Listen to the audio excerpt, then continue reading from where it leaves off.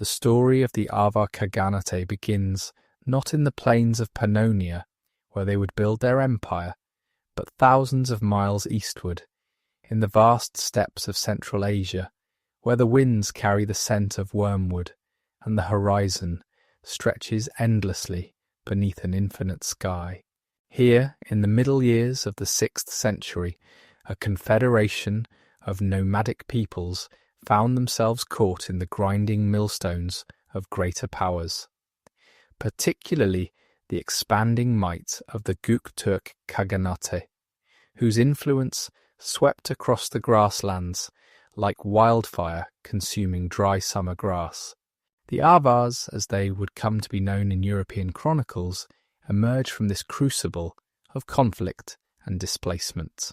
Their exact origins remain shrouded in the mists of historical uncertainty, with scholars debating whether they were the remnants of the Ruran Khaganate that had once dominated Mongolia, or perhaps a mixed confederation of various steppe peoples who had banded together for mutual survival and prosperity. What we do know with certainty is that by the year 557, these horsemen had begun their great westward migration, a journey that would reshape the political landscape of Europe for generations to come.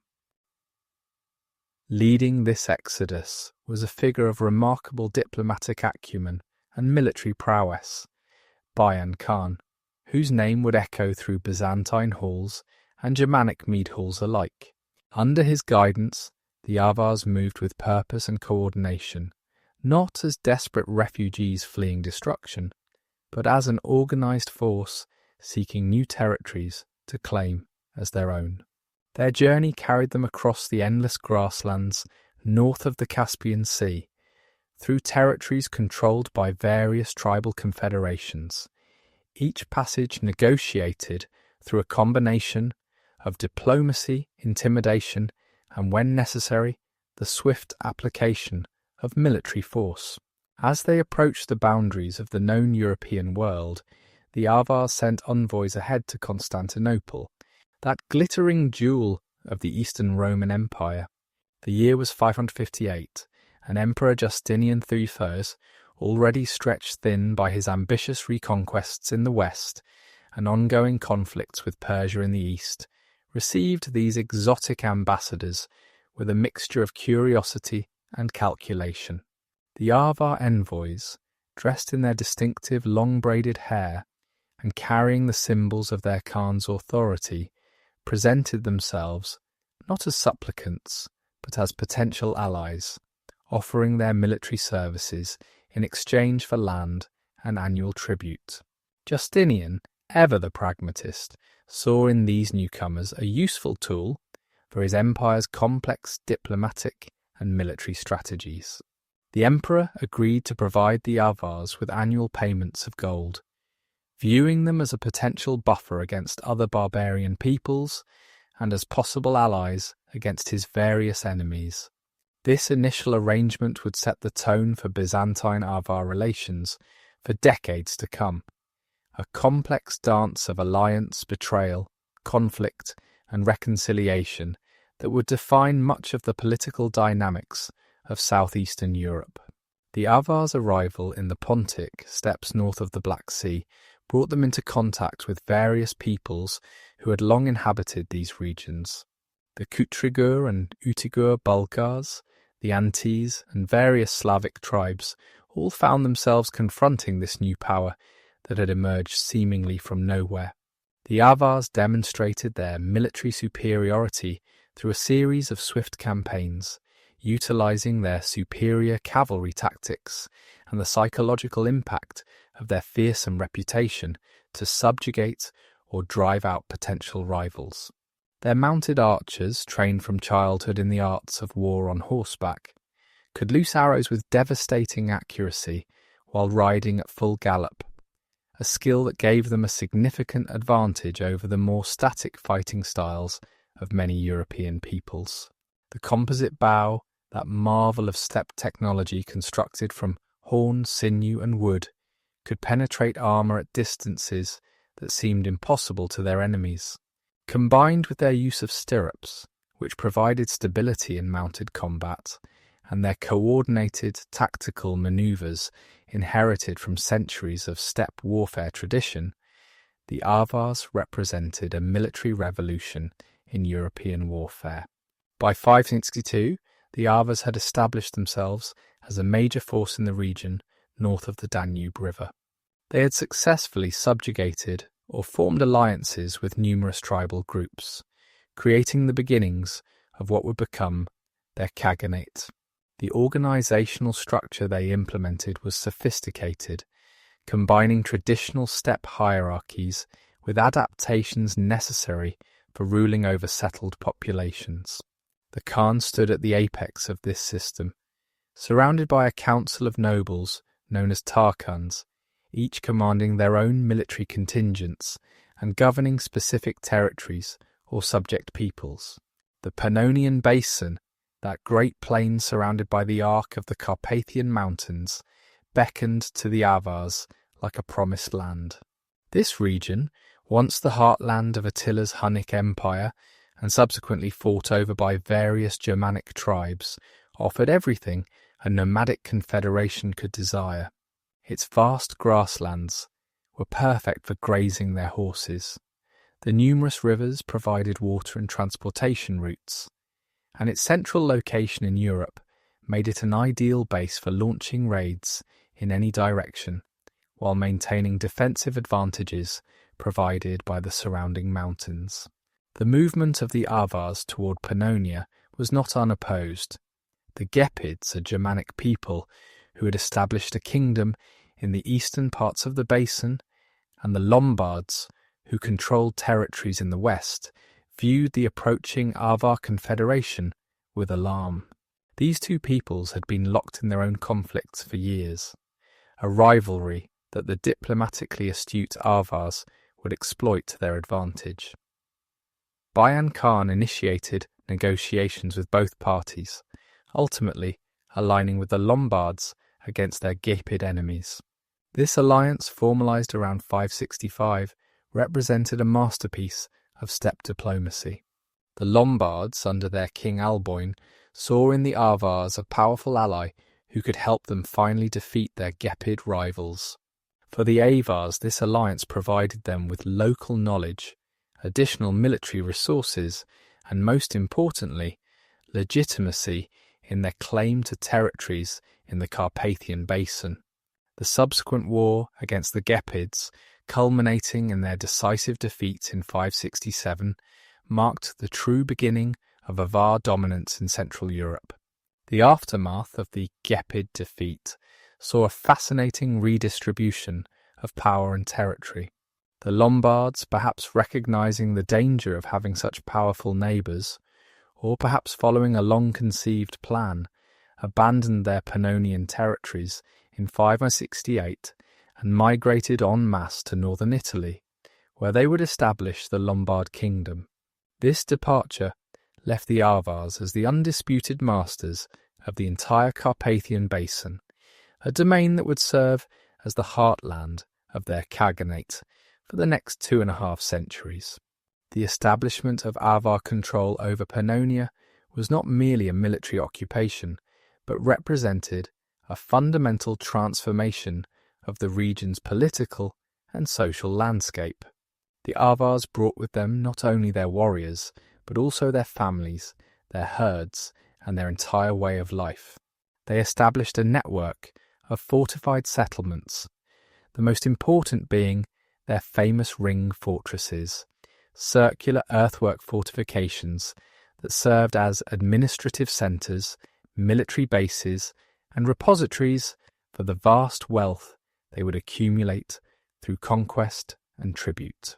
The largest and most important of these rings, known simply as the Ring in contemporary sources, was located between the Danube and Tisa rivers. This massive fortification, constructed with multiple concentric circles of earthworks and palisades, represented the heart of Avar power. Within its confines, the Khagan held court, treasure was stored, and the elaborate ceremonies that reinforced Avar authority were performed. Archaeological excavations have revealed the remains of workshops, stables, residential areas, and sacred spaces, painting a picture of a complex and sophisticated settlement that served as both a practical administrative centre and a symbolic representation of Avar might. The integration of local populations into the Avar system proceeded gradually but systematically. Slavic peoples who had been migrating into the region for generations found themselves incorporated into the Avar Confederation as subject peoples. While maintaining their own village structures and agricultural practices, they were required to provide tribute in the form of agricultural produce, manufactured goods, and military service when called upon. This relationship, while certainly exploitative from the Slavic perspective, also provided protection from other threats and access to the extensive trade networks that the Avars were beginning to establish. The Avars' approach to governance demonstrated a remarkable flexibility and adaptability. Rather than attempting to impose a uniform system across their diverse territories, they allowed for considerable local autonomy while maintaining firm control over military matters and the collection of tribute. Local chiefs and nobles who submitted to Avar authority were often confirmed in their positions, becoming intermediaries between their peoples and the Khagan's administration. This system allowed the Avars to control vast territories with relatively small numbers of their own people, leveraging existing social structures rather than replacing them entirely. The religious and cultural practices of the early Avar Khaganate reflected the diverse origins of its population. The Avars themselves appear to have practiced a form of shamanism common to steppe peoples, with the Khagan serving not only as a political and military leader, but also as a sacred figure who mediated between the human and divine realms. Sacred groves, particularly those featuring ancient trees, served as sites for important ceremonies and sacrifices. The sun, sky, and earth were venerated as powerful forces, and the horse, that essential companion of steppe life, held a particularly sacred status. Archaeological evidence from Avar burial sites provides fascinating insights into their beliefs about the afterlife and the social hierarchies that structured their society. Warriors were buried with their weapons, often including their composite bows, arrows, swords, and lances. Horses, sometimes multiple animals, were sacrificed and buried alongside their masters, ensuring that the deceased would have mounts in the afterlife. The wealthiest graves, presumably those of nobles and high-ranking warriors, contained elaborate golden belt sets, decorative horse harnesses, and Byzantine coins, demonstrating both the accumulation of wealth and the extensive trade connections that the Avars had already begun to establish. The artistic traditions that developed within the Avar Khaganate represented a unique synthesis of steppe traditions with Byzantine and Germanic influences. The famous Avar belt sets, with their intricate golden decorations featuring mythical animals, geometric patterns, and vegetal motifs, demonstrate a sophisticated metalworking tradition that combined technical excellence with distinctive aesthetic sensibilities. These objects were not merely decorative, but served as important markers of social status and political authority within Avar society. The transformation of the Avar Confederation from a migrating horde into an established empire owed much to the vision and leadership of Bayan Khan, whose reign from approximately 562 to 602 laid the foundations for everything that would follow. Bayan was more than a mere war chief. He was an empire builder whose understanding of both military strategy and political manipulation allowed him to create a power structure that would endure long after his death. His 40-year rule witnessed the establishment of institutions, the development of diplomatic protocols, and the creation of military traditions that would define the Avar Khaganate throughout its existence. Under Bayan's leadership, the Avars developed what might be called a dual strategy for expansion and consolidation. On one hand, they maintained their traditional steppe warrior culture, with its emphasis on mobility, cavalry prowess, and the psychological impact of swift, devastating raids. On the other hand, they adopted and adapted techniques of statecraft from the settled empires they encountered, particularly the Byzantine Empire, whose administrative sophistication they came to appreciate and partially emulate. This synthesis of nomadic and settled traditions would become a hallmark of Avar governance. The military campaigns of Bayan's era were characterized by careful planning and strategic thinking rather than mere opportunistic raiding. Each campaign served multiple purposes beyond simple plunder, though the acquisition of wealth certainly remained a primary motivation. These expeditions established Avar dominance over trade routes, eliminated potential rivals, secured tribute relationships with neighbouring peoples, and perhaps most importantly, maintained the warrior ethos that held the diverse confederation together. The distribution of plunder from successful campaigns served to reinforce the Khan's authority and maintain the loyalty of his nobles and warriors. One of Bayan's most significant innovations was the development of the ring fortress system that would become synonymous with Avar power.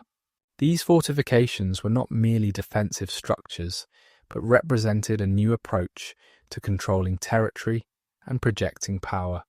The rings served multiple functions simultaneously. They were military bases from which raids could be launched and to which warriors could retreat if threatened. They were administrative centres where tribute was collected and stored, justice was administered, and the Khan's authority was made manifest. They were economic hubs where craftsmen produced the luxury goods that marked Avar elite status, and where merchants gathered to trade.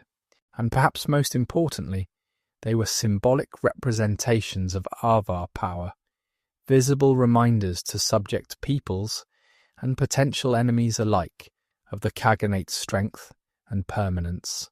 The construction of these rings required enormous resources and labour, demonstrating the Avars' ability to mobilise their subject populations for major public works.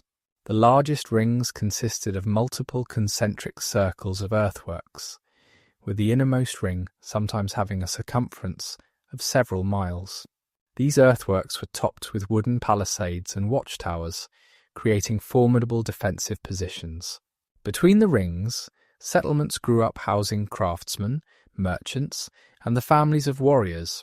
Archaeological excavations have revealed evidence of sophisticated planning, with designated areas for different activities and careful attention to drainage and sanitation. Bayan's diplomatic acumen matched his military prowess. His relationship with the Byzantine Empire exemplified his sophisticated approach to international relations.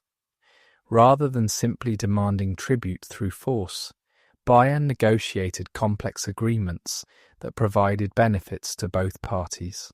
The Byzantines gained a powerful ally who could pressure their enemies and protect their Danube frontier, while the Avars received not only gold, but also diplomatic recognition, trade privileges, and access to Byzantine luxury goods and technologies.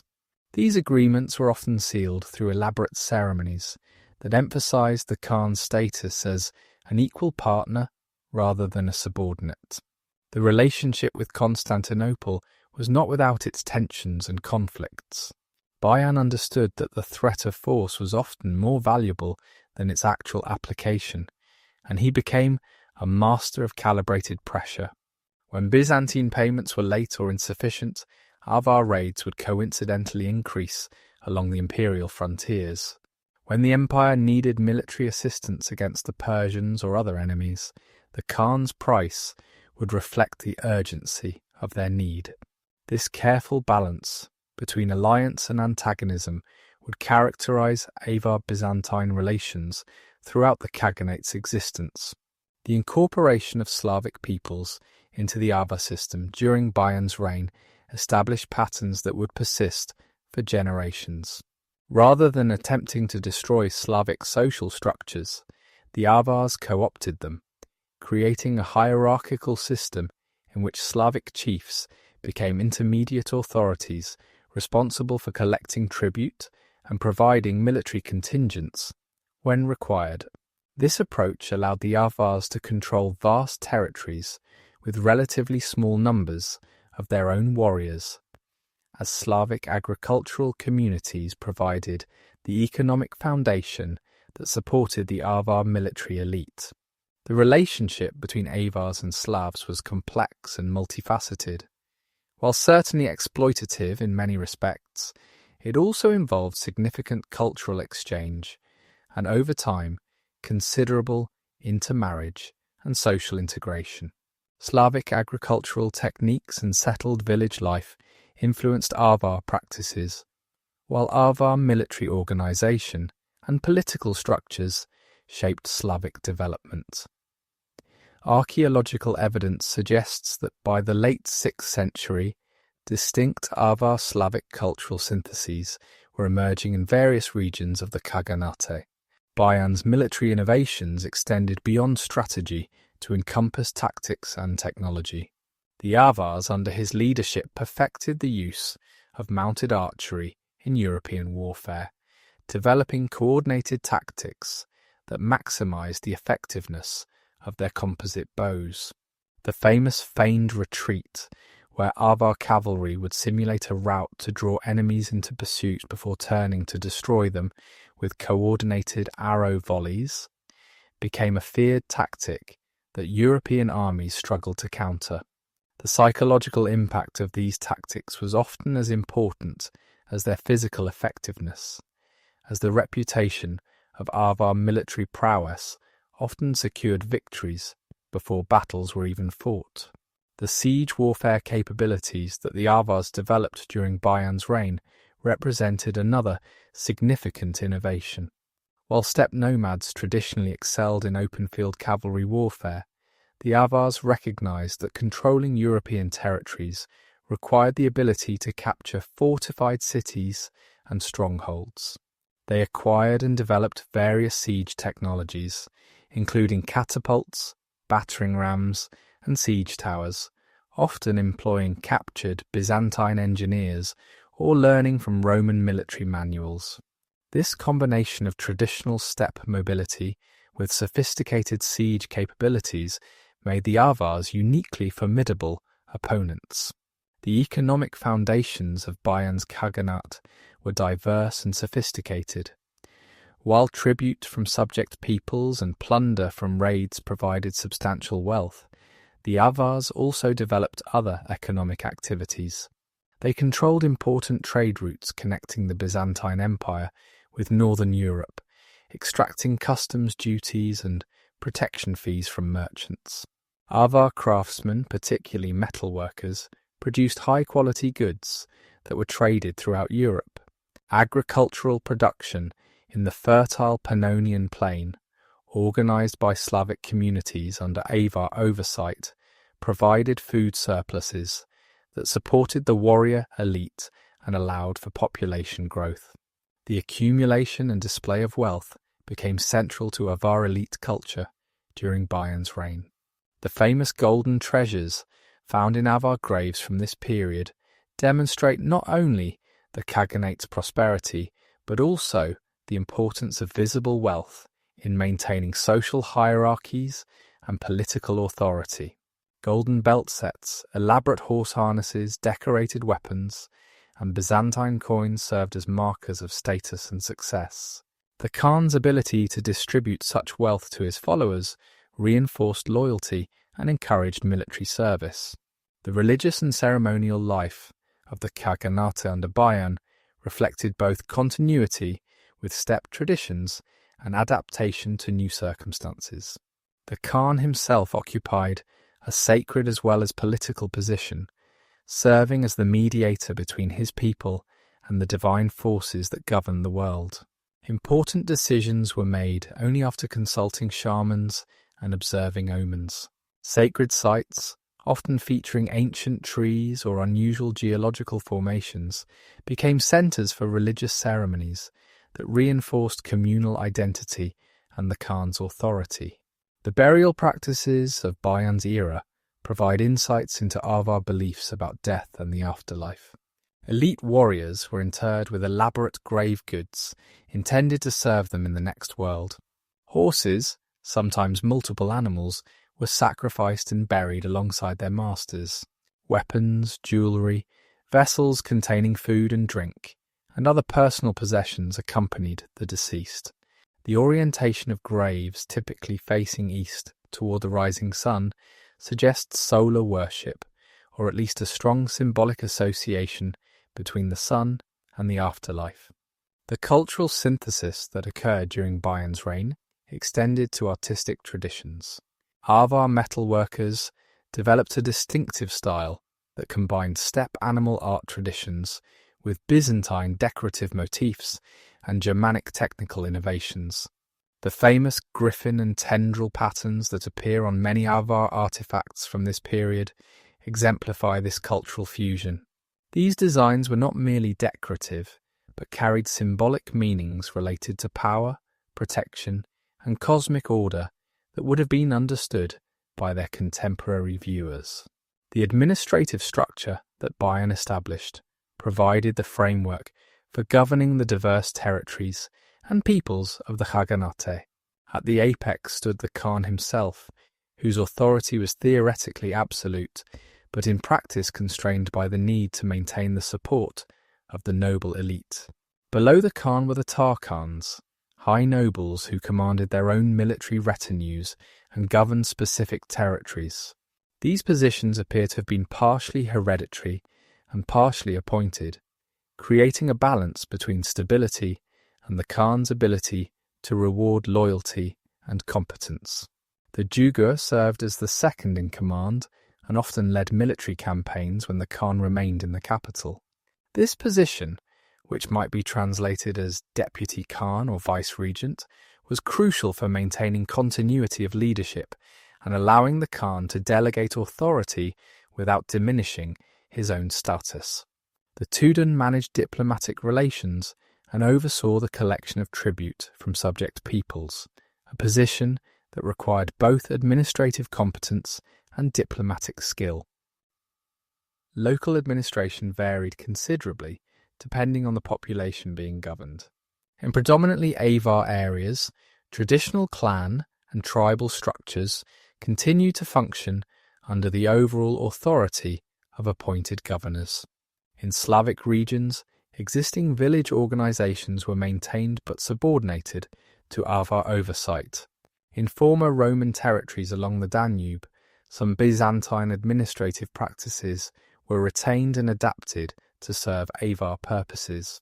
The legal system of Bayan's Khaganate combined customary steppe law with practical adaptations necessitated by ruling settled populations.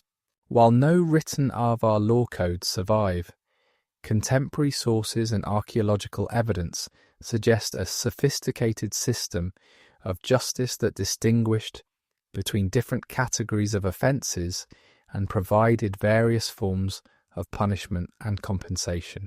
Disputes between Avars were likely settled according to traditional customs, with the Khan or his appointed representatives serving as final arbiters. Cases involving subject peoples might be handled by local authorities under Avar supervision.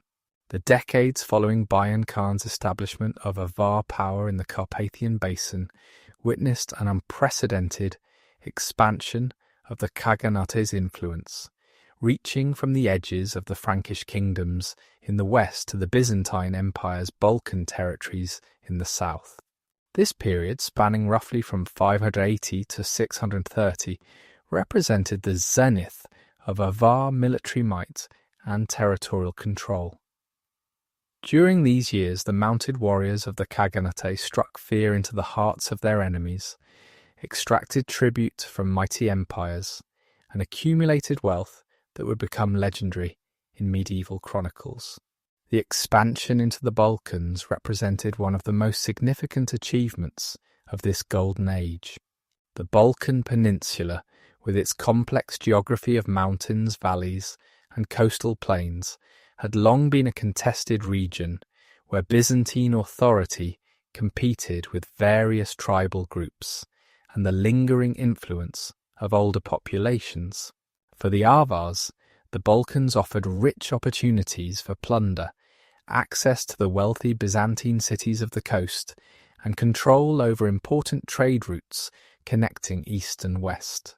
The systematic nature of Avar expansion into the Balkans reveals sophisticated strategic planning rather than mere opportunistic raiding.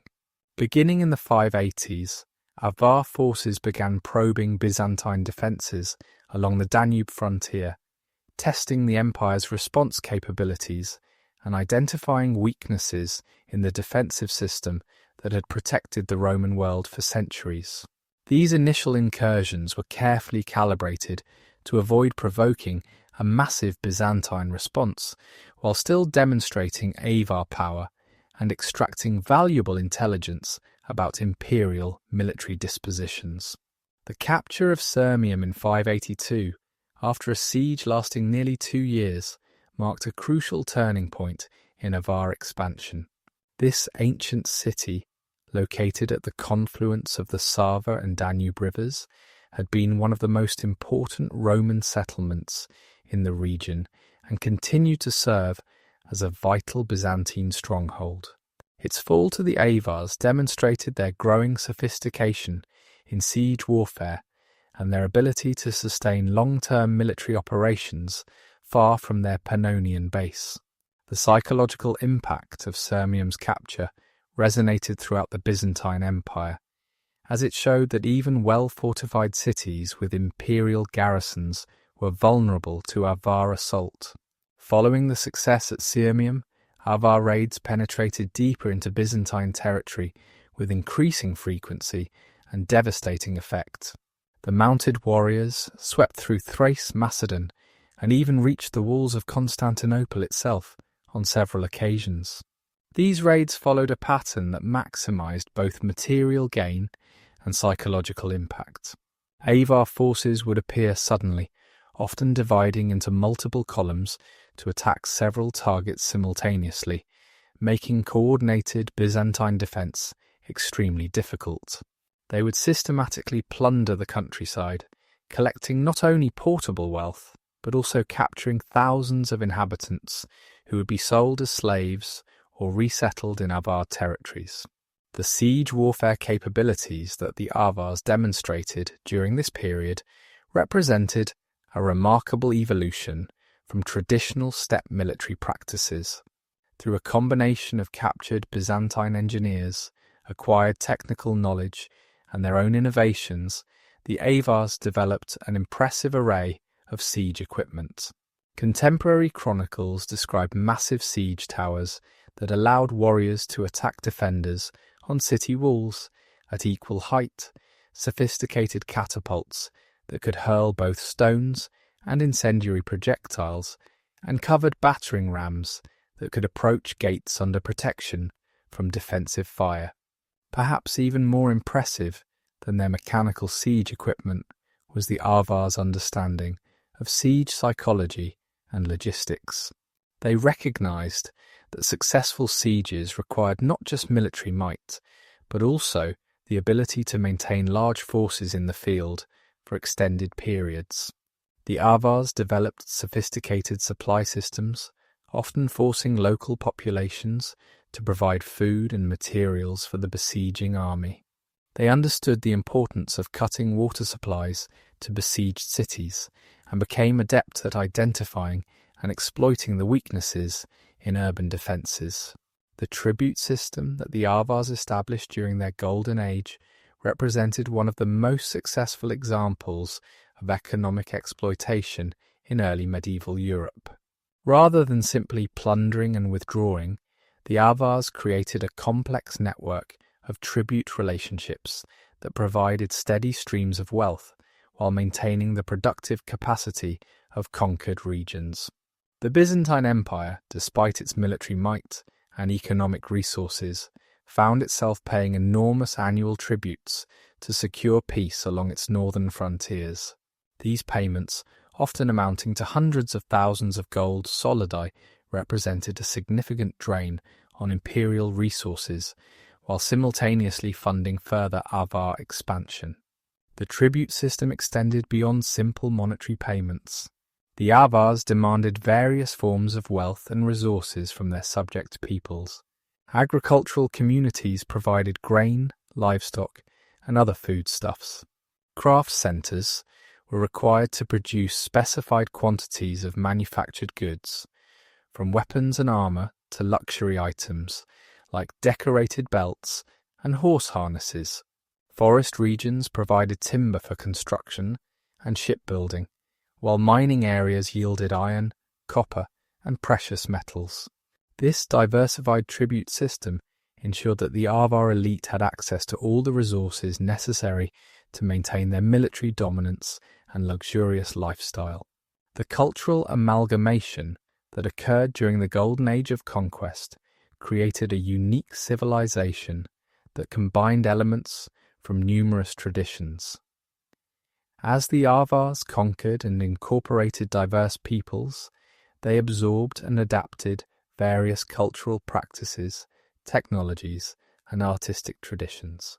Byzantine influence was particularly strong, as captured artisans and acquired luxury goods introduced Avar elites to the sophisticated material culture of the Eastern Roman Empire. Germanic traditions, inherited from the various tribes that had previously inhabited the Carpathian Basin, contributed military techniques and craft traditions. Slavic agricultural practices and village organization provided the economic foundation that supported the warrior elite. This cultural synthesis was perhaps most visible in the decorative arts that flourished during this period. Avar metalworkers created objects of extraordinary beauty and technical sophistication, combining traditional steppe animal motifs with Byzantine vegetal patterns and Germanic interlaced designs. The famous treasure from Nagicent Miklos, though possibly from a later period, exemplifies this cultural fusion, with its golden vessels decorated with mythical creatures, runic inscriptions, and complex geometric patterns that draw from multiple artistic traditions. The social structure of the Khaganate became increasingly complex during the Golden Age as the Avars adapted to ruling over diverse settled populations. At the apex remained the Khagan, whose authority was reinforced by military success and the distribution of tribute wealth. The noble elite, consisting of Tarkans and other high-ranking warriors, controlled vast estates worked by dependent populations and maintained their own military retinues. A middle class of free warriors formed the backbone of the Avar military, owning their own horses and weapons while owing military service to the Khan. Below these Avar elites were various categories of subject peoples, each with their own rights and obligations. Slavic communities maintained their traditional village structures, but owed agricultural tribute and military service. Captured Byzantine craftsmen and merchants occupied a special status, valued for their skills, but restricted in their movements. At the bottom of the social hierarchy were slaves, many captured in raids, who performed the most arduous labour and had few, if any, rights.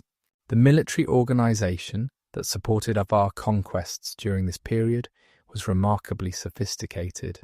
The army was organised into units of 10, 100 and 1,000 warriors, a decimal system common to many steppe peoples, but refined by the Avars to suit their particular needs.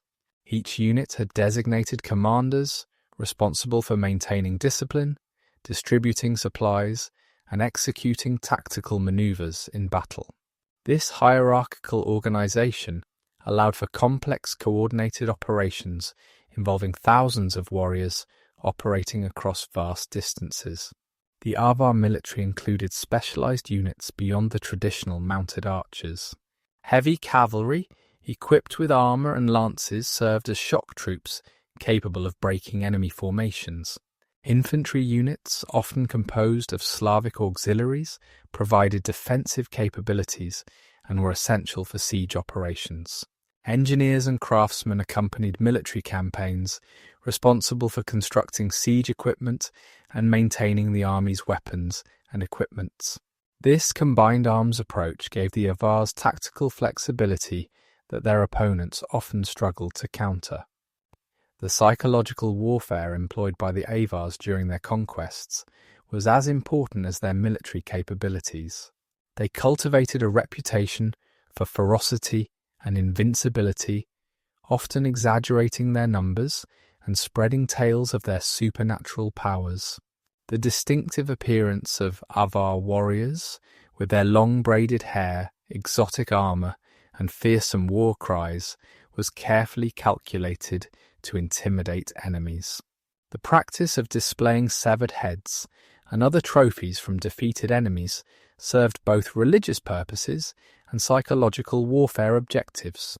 The intelligence networks that the Avars maintained throughout their sphere of influence provided crucial advantages in military planning and diplomatic negotiations.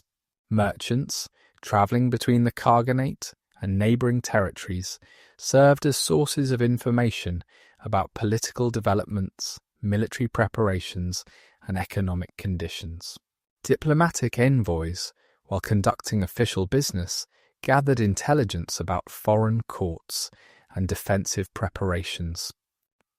Subject peoples were required to report on any unusual activities in their regions, creating an early warning system against potential threats. The religious practices of the Golden Age Avars reflected both continuity with steppe traditions and syncretism with encountered belief systems. The Khagan continued to serve as a sacred figure, responsible for maintaining cosmic order and ensuring divine favour for his people. Shamans performed important rituals, including divination before military campaigns, healing ceremonies for wounded warriors, and seasonal festivals that reinforced communal bonds. Sacred groves and high places served as sites for important ceremonies, including the investiture of new Khans and the ratification of major treaties. Archaeological evidence from this period reveals fascinating insights into Avar religious beliefs. Burial practices became increasingly elaborate, with wealthy individuals interred in chamber graves containing vast arrays of grave goods. The sacrifice of horses remained central to funeral rituals, but new elements appeared, including Byzantine coins placed in the mouth of the deceased, possibly reflecting influence from Greco-Roman burial traditions. The orientation and organization of cemeteries suggest complex beliefs about the afterlife and the continuing relationship between the living and the dead.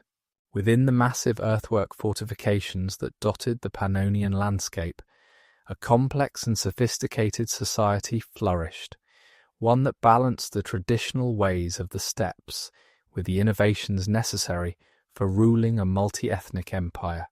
The daily life within these ring fortresses revealed a civilization far more nuanced than the barbarian label often applied by contemporary chroniclers. From the grand ceremonies in the Khagan's court to the mundane activities of craftsmen and farmers, Avar society functioned according to intricate social codes, economic relationships, and cultural practices that sustained the Khaganate for over 2 centuries. The Khagan's court, situated within the innermost ring of the principal fortress, represented the political and ceremonial heart of the Avar world. Here, surrounded by elaborate decorations of gold and silk, the Khan held audiences with ambassadors, distributed justice to his subjects, and performed the sacred rituals that legitimized his rule. The court was not merely a centre of power, but a carefully orchestrated theatre where the hierarchy of Avar society was constantly reinforced through ceremonial protocols, seating arrangements, and the distribution of gifts and honours. The daily routine of the Khagan's court followed patterns that balanced administrative necessity with ceremonial significance. Dawn prayers and rituals, performed by the Khan and his shamans, ensured divine favour for the coming day's activities. Morning councils brought together the high nobility to discuss military plans, diplomatic initiatives, and internal governance matters. These meetings were conducted according to strict protocols that reflected each participant's rank and relationship to the Khan. The afternoons might be devoted to receiving petitioners, reviewing tribute collections, or overseeing the training of elite warriors. Evenings often featured elaborate feasts, where the distribution of food, drink, and gifts reinforced social bonds and hierarchies. The role of women within Avar society, particularly among the elite, was more complex and influential than might be expected in a warrior culture. The Khagan's wives, especially the principal wife, or Khatun, wielded considerable political influence. They managed extensive households, controlled significant economic resources, and often served as regents for minor heirs. Archaeological evidence from female burials of this period reveals wealth and status symbols comparable to those found in male elite graves, including golden jewellery, decorated mirrors, and even weapons, suggesting that some women may have held military or ceremonial roles. The education and training of young Avar nobles began at an early age and encompassed both martial and cultural elements. Boys learned to ride before they could properly walk, beginning with gentle ponies and gradually progressing to the swift war horses that would carry them into battle. Archery training started with small bows appropriate for children's strength, with years of practice necessary to master the powerful composite bows of adult warriors. Beyond military skills, young nobles learned the genealogies and histories that legitimized their families' positions, the diplomatic protocols necessary for interaction with foreign powers, and the management skills required to oversee estates and dependent populations. The craftsmen who worked within the ring fortresses occupied a crucial position in Avar society, creating both the practical items necessary for daily life and the luxury goods that marked elite status. Metalworkers held particular prestige, their workshops producing the elaborate belt sets, horse harnesses, and weapons that served as symbols of rank and achievement. These artisans worked with gold, silver, bronze, and iron, employing techniques ranging from simple casting to sophisticated granulation and cloisonné. The workshops themselves were carefully organized spaces with separate areas for different stages of production and storage facilities for precious materials. The production of a single elite belt set might require weeks or months of labor, involving multiple craftsmen with specialized skills. The process began with the creation of the base plates, usually of bronze or iron, which would form the structural foundation of the belt. These were then decorated with thin sheets of gold or silver, carefully worked with intricate patterns using punches, engraving tools, and stamps. Precious stones or coloured glass might be set into prepared bezels, adding colour and brilliance to the finished piece. Each element had to be perfectly proportioned and balanced, as these objects were not merely decorative, but served as important indicators of the wearer's status and achievements. Pottery production within the settlements provided essential vessels for storage, cooking, and serving food. Avar potters developed distinctive styles that combined traditional step forms with techniques learned from Roman and Slavic craftsmen. Large storage jars, capable of holding grain or other foodstuffs, were produced in significant quantities, their surfaces often decorated with stamped patterns or incised designs. Cooking vessels showed considerable variation, from simple utilitarian pots to elaborate serving dishes used in elite feasts. The organisation of pottery workshops, with their kilns, clay preparation areas, and storage facilities, reveals a high degree of specialisation and economic planning. Textile production, though less visible in the archaeological record due to the perishable nature of the materials, was undoubtedly a major economic activity within Avar settlements. Wool from the vast herds of sheep maintained by the Khaganate provided the raw material for clothing, blankets, and tent coverings. Silk, obtained through trade with Byzantium or along the Silk Road, was reserved for elite garments and ceremonial purposes. The spinning, weaving, and decoration of textiles would have occupied many individuals, particularly women, throughout the settlements. Fragments of textiles preserved in graves reveal sophisticated weaving techniques and complex patterns that required considerable skill to produce. The agricultural practices that supported the population within and around the ring fortresses combined extensive pastoralism with intensive cultivation. The Avars maintained vast herds of horses, essential for their military power and cultural identity. These animals required careful management, with designated pastures for different seasons, breeding programs to maintain quality, and systems for training young horses for war. Cattle provided meat, milk products, and leather, while sheep supplied wool and additional meat. The management of these herds required sophisticated understanding of animal husbandry and careful coordination to prevent overgrazing and ensure sustainable production. Crop cultivation, primarily managed by Slavic communities under Avar oversight, focused on cereals that could support large populations and be stored for extended periods. Wheat, barley, and millet were the primary crops, supplemented by legumes, vegetables, and fruits in garden plots near settlements. The agricultural calendar structured much of daily life, with ploughing, planting, and harvesting requiring communal labour and careful timing.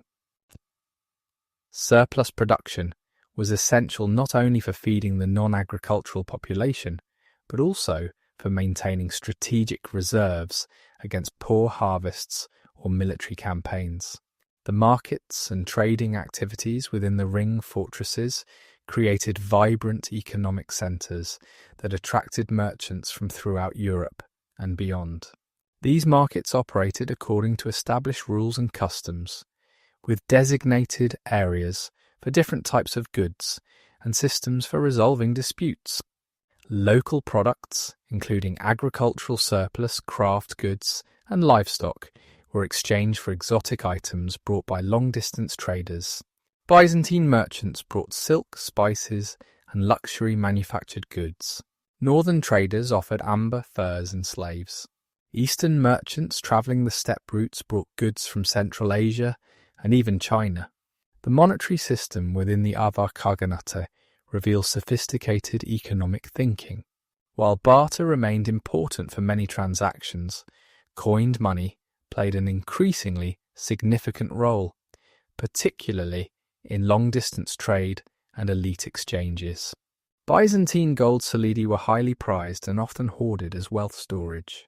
The Avars also produced their own coins at various times, though these seem to have been primarily for ceremonial or limited economic purposes rather than general circulation. The use of standardized weights and measures, evidenced by archaeological finds of balance scales and weights, indicates organized commercial activity.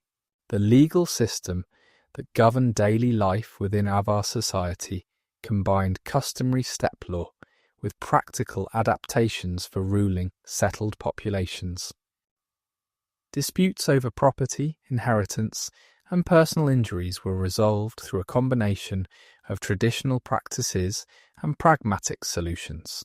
The Khan and his appointed judges served as final arbiters in serious cases, but many disputes were likely resolved at lower levels through mediation or customary procedures. Punishments ranged from fines and compensation payments to physical punishment, and in extreme cases, death or enslavement. The concept of honour played a central role in Avar society, particularly among the warrior elite. Personal reputation, family prestige, and military achievements determined an individual's standing in society. Insults to honour could lead to formal duels or blood feuds that might continue for generations. The distribution of honours by the Khan, including titles, gifts, and positions of authority, was carefully calibrated to maintain balance among competing noble factions while rewarding loyalty and service. The religious life within the ring fortresses encompassed a variety of beliefs and practices. While the elite generally adhered to traditional steppe shamanism, the diverse population included Christians, both Byzantine Orthodox and various other traditions, pagans following Germanic or Slavic deities, and possibly some Jews and Muslims engaged in trade. This religious diversity was generally tolerated as long as it did not challenge the Khan's authority or disrupt social order. Syncretism was common, with elements from different traditions blending in daily practice. Shamanic rituals remained central to official religious life, particularly those connected to warfare and governance. Before major military campaigns, elaborate ceremonies were performed to ensure divine favour. These might include the sacrifice of horses, the reading of omens from animal entrails, or the flight patterns of birds, and ecstatic rituals where shamans communicated with spirits. The Khagan himself participated in many of these ceremonies, reinforcing his role as a sacred as well as political leader. The seasonal festivals that punctuated the year served both religious and social functions. Spring festivals celebrated renewal and the beginning of the campaign season, with rituals to ensure fertility for both herds and crops. Summer gatherings might include competitions in archery, wrestling, and horsemanship, allowing warriors to demonstrate their skills and young men to prove their readiness for adult status. Autumn festivals gave thanks for successful harvests and military campaigns, with elaborate feasts that reinforced social bonds. Winter ceremonies focused on ensuring survival through the cold months and maintaining the cosmic order that protected the community. The entertainment and leisure activities within Avar society ranged from sophisticated court performances to simple games enjoyed by common people. Music played an important role, with various instruments including drums, flutes, and stringed instruments providing accompaniment for ceremonies, feasts, and daily activities. Epic tales recounting the deeds of ancestors and mythological heroes were performed by specialized storytellers who preserved historical memory and cultural values. These performances were not merely entertainment, but served educational and ideological functions, reinforcing social norms and group identity. Board games and games of chance were popular among all social classes, providing entertainment during long winter evenings or leisure moments. Archaeological finds include gaming pieces made from bone, clay, and even precious materials, suggesting that some games had ceremonial or status significance beyond mere entertainment. Physical competitions, including wrestling, archery contests, and horse races, allowed individuals to demonstrate prowess and gain prestige. The healthcare and medical practices within Avar society combined practical knowledge with spiritual beliefs.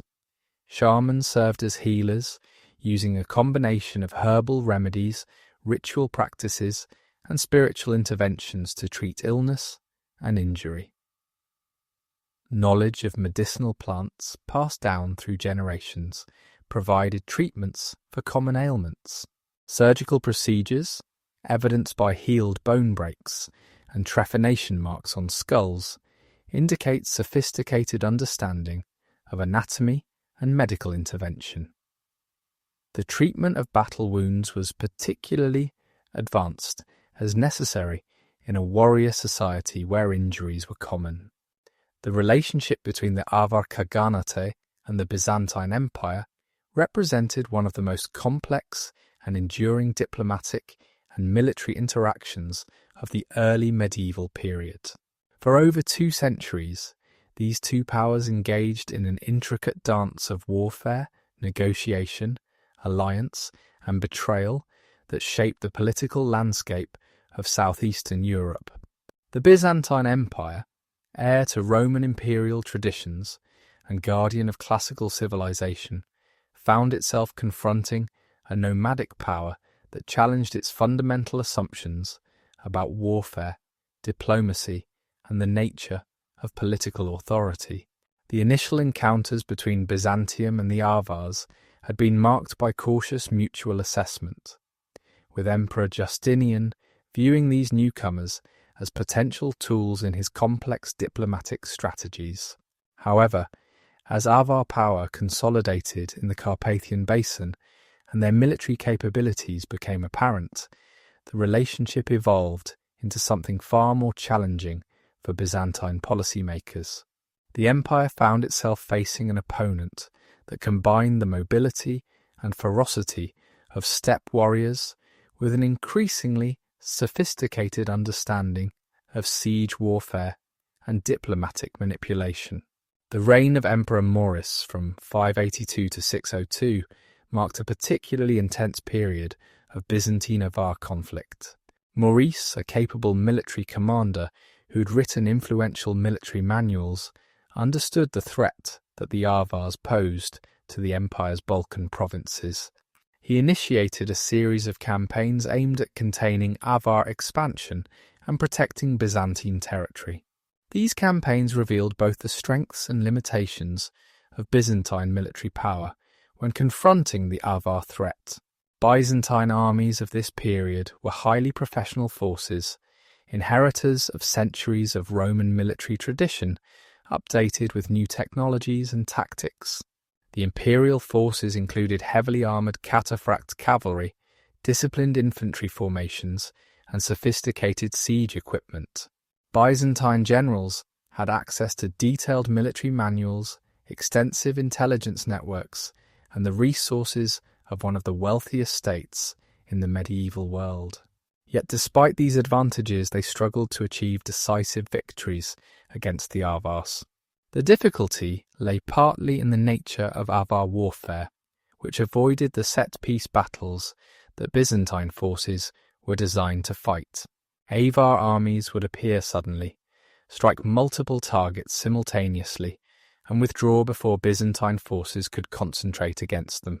When Byzantine armies did manage to bring the Avars to battle, they found opponents who were tactically flexible, strategically cunning, and willing to absorb losses that would have broken less cohesive forces. The Avars' ability to rapidly concentrate forces from across their territories and their superior mobility often allowed them to choose the time and place of engagement. The financial cost of the Byzantine-Avar wars placed enormous strain on imperial resources. Maintaining armies in the field for extended campaigns was expensive, requiring not only soldiers' pay, but also supplies, equipment, and logistical support. Fortifying cities and maintaining garrison forces along the extensive Danube frontier represented a constant drain on the treasury. When military measures failed to contain Avar raids, the empire often found it more economical to pay tribute, even though such payments were ideologically troubling for an empire that claimed universal authority. The tribute payments themselves became a complex diplomatic tool, used by both sides for purposes beyond simple wealth transfer. For the Byzantines, tribute could buy time to strengthen defences, redirect Avar aggression toward other enemies, or create dependencies that might be exploited later. The Avars used tribute negotiations to gauge Byzantine strength, extract maximum concessions, and legitimize their status as equals to the empire. The ceremonies surrounding tribute payment were carefully choreographed affairs that reinforced the symbolic relationship between the two powers. The siege of Thessalonica in 586 demonstrated the evolving nature of Avar military capabilities and Byzantine defensive responses. This great city, second only to Constantinople in the empire's European territories, found itself besieged by a massive Avar army equipped with the full array of contemporary siege technology. The Avars employed catapults to bombard the walls, siege towers to assault the ramparts, and mining operations to undermine the fortifications. The defense of the city became legendary, with its citizens attributing their survival to the miraculous intervention of their patron saint Demetrius. The Byzantine response to the siege revealed the empire's resilience and adaptability. While the initial defense relied on the city's strong walls and garrison, reinforcements were dispatched by land and sea. Byzantine engineers developed countermeasures to Avar siege techniques, including incendiary weapons to destroy siege towers and countermining operations to collapse Avar tunnels. The successful defense of Thessalonica became a symbol of Byzantine determination and divine favor, even as it demonstrated the serious threat that Avar military power posed to major imperial cities. The diplomatic correspondence between the Byzantine court and the Avar Khagans provides fascinating insights into the ideological dimensions of their relationship. Byzantine letters, preserved in imperial archives and chronicles, maintain the fiction of imperial superiority even when accompanying substantial tribute payments. The emperor is portrayed as the benevolent patron, granting gifts to loyal allies, rather than a ruler paying protection money to dangerous enemies. Avar responses, known primarily through Byzantine accounts, asserted the Khagans' equality with the emperor and demanded recognition of Avar sovereignty over their territories. The personal diplomacy conducted through embassies and summit meetings played a crucial role in Byzantine-Avar relations. Byzantine ambassadors to the Avar courts were carefully selected for their diplomatic skills, linguistic abilities, and understanding of steppe customs. These envoys faced the challenging task of maintaining imperial dignity while negotiating with a power that did not accept Byzantine claims to superiority. They participated in elaborate ceremonies at the Khagans' court, exchanged gifts that carried symbolic as well as material value, and gathered intelligence about Avar military capabilities and political intentions. Avar embassies to Constantinople were equally significant diplomatic events. The arrival of Avar ambassadors, with their distinctive appearance and foreign customs, created sensation in the imperial capital. These envoys were housed in designated quarters, carefully monitored but also lavishly entertained. The audiences with the emperor were theatrical productions designed to impress visitors with Byzantine power and sophistication. The throne room ceremonies, with their mechanical marvels, court hierarchies and displays of wealth, aimed to overawe foreign envoys while conducting serious diplomatic business. The role of intermediaries and cultural brokers in Byzantine-Avar relations deserves particular attention.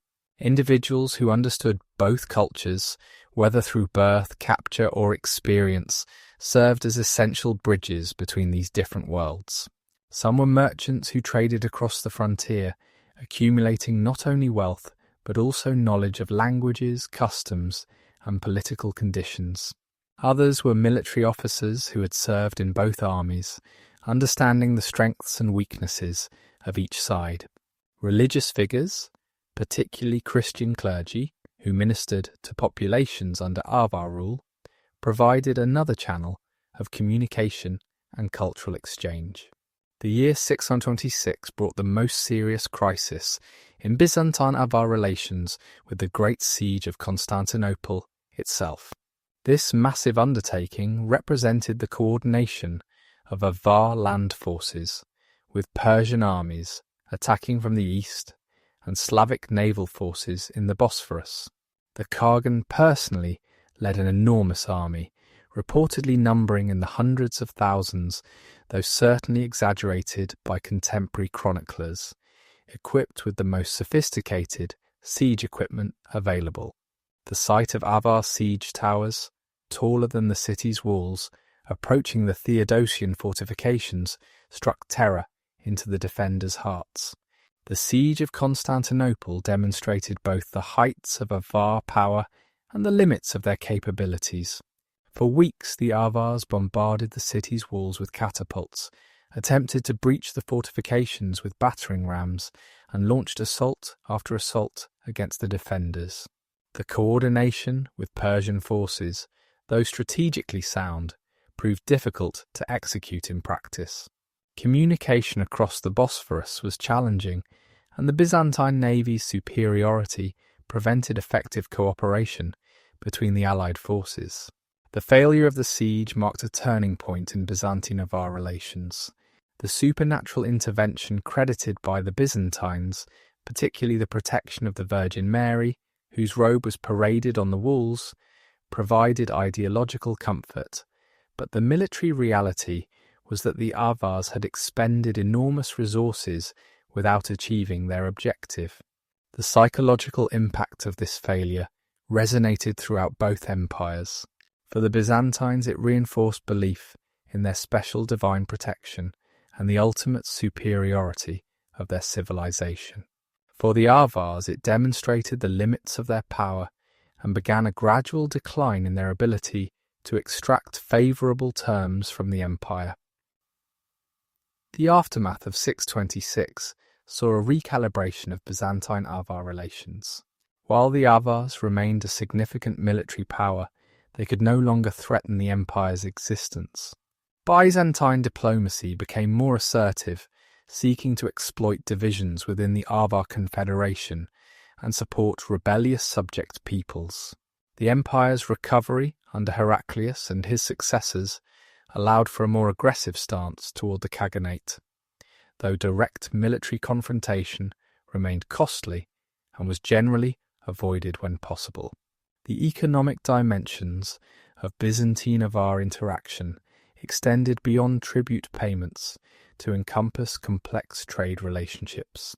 Despite periodic warfare, commercial exchange continued across the frontier. Byzantine luxury goods, particularly silk, jewellery, and ceremonial weapons, were highly prized by the Avar elite. In return, the Avars provided horses, furs, amber, and slaves to Byzantine markets. This trade was conducted through various mechanisms, from official diplomatic exchanges to semi-legal frontier commerce to outright smuggling. The cultural influence of Byzantium on the Avar elite was profound and lasting. Byzantine artistic styles, ceremonial practices, and luxury goods became markers of status within Avar society. The adoption of Byzantine titles, the imitation of imperial ceremonies, and the acquisition of Byzantine architectural knowledge all demonstrate the cultural prestige that the empire maintained even during periods of military weakness. This cultural influence was not one-directional. Byzantine military manuals show clear awareness of Avar tactics and occasional adoption of steppe military innovations. The religious dimension of Byzantine-Avar relations added another layer of complexity. The Byzantine Empire's identity as the Christian empire created ideological barriers to full acceptance of pagan Avar authority. Missionary activities aimed at converting the Avars and their subject peoples represented both genuine religious conviction and strategic policy. The conversion of some Avar nobles to Christianity created potential allies within the Khaganate, but also tensions between Christian converts and traditional believers. Marriage alliances between Byzantine and Avar elites, though rare, occurred at various times and served important diplomatic functions. These marriages required careful negotiation of religious differences, as Byzantine princesses were expected to maintain their Christian faith while Avar customs demanded participation in traditional ceremonies. The children of such unions occupied ambiguous positions, potentially serving as bridges between cultures, but also facing suspicions from both sides about their ultimate loyalties. The intelligence operations conducted by both powers against each other reveal sophisticated understanding of the importance of information in diplomatic and military affairs. Byzantine agents operated within Avar territory, gathering information about military preparations, political divisions, and economic conditions. The Avars similarly maintain networks of informants within Byzantine territories, often utilizing merchants and other travelers who could move freely across frontiers. The interception and decoding of diplomatic correspondence was practiced by both sides, leading to elaborate codes and security measures. The collision between the Frankish Empire under Charlemagne and the Avar Khaganate represented a clash between two of early medieval Europe's most formidable military powers. This confrontation, culminating in the systematic destruction of Avar power between 791 and 796, marked not merely a military conquest, but a fundamental reshaping of Central European political geography.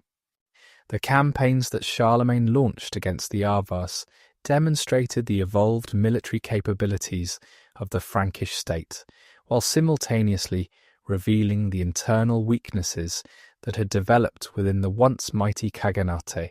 The roots of Frankish-Avar conflict extended back decades before Charlemagne's great campaigns.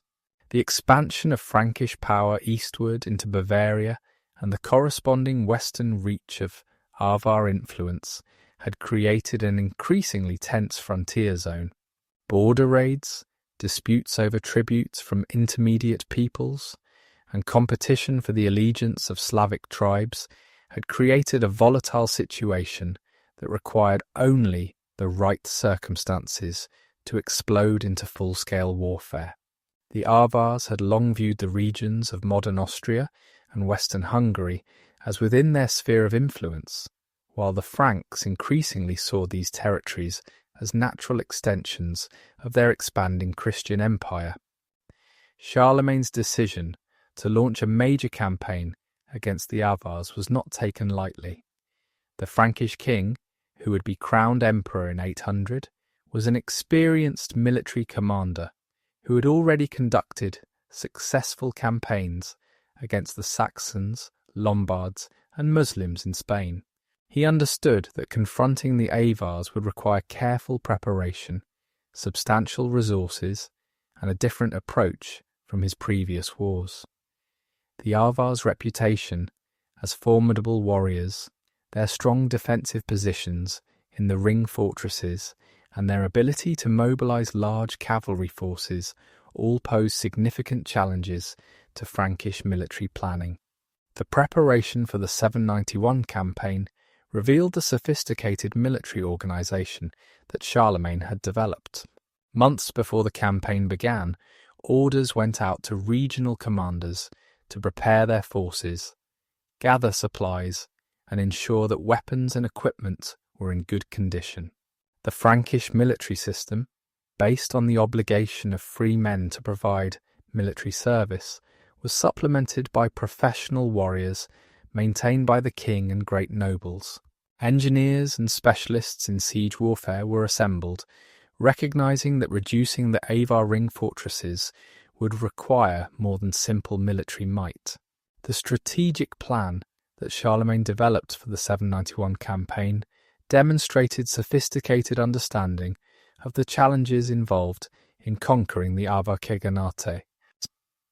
Rather than a single massive invasion, the king organized a coordinated multi-pronged assault designed to divide Avar forces and prevent effective resistance.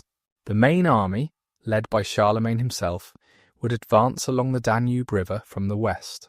A second force, commanded by his son Pippin, who ruled as King of Italy, would attack from the south through modern Slovenia and Croatia.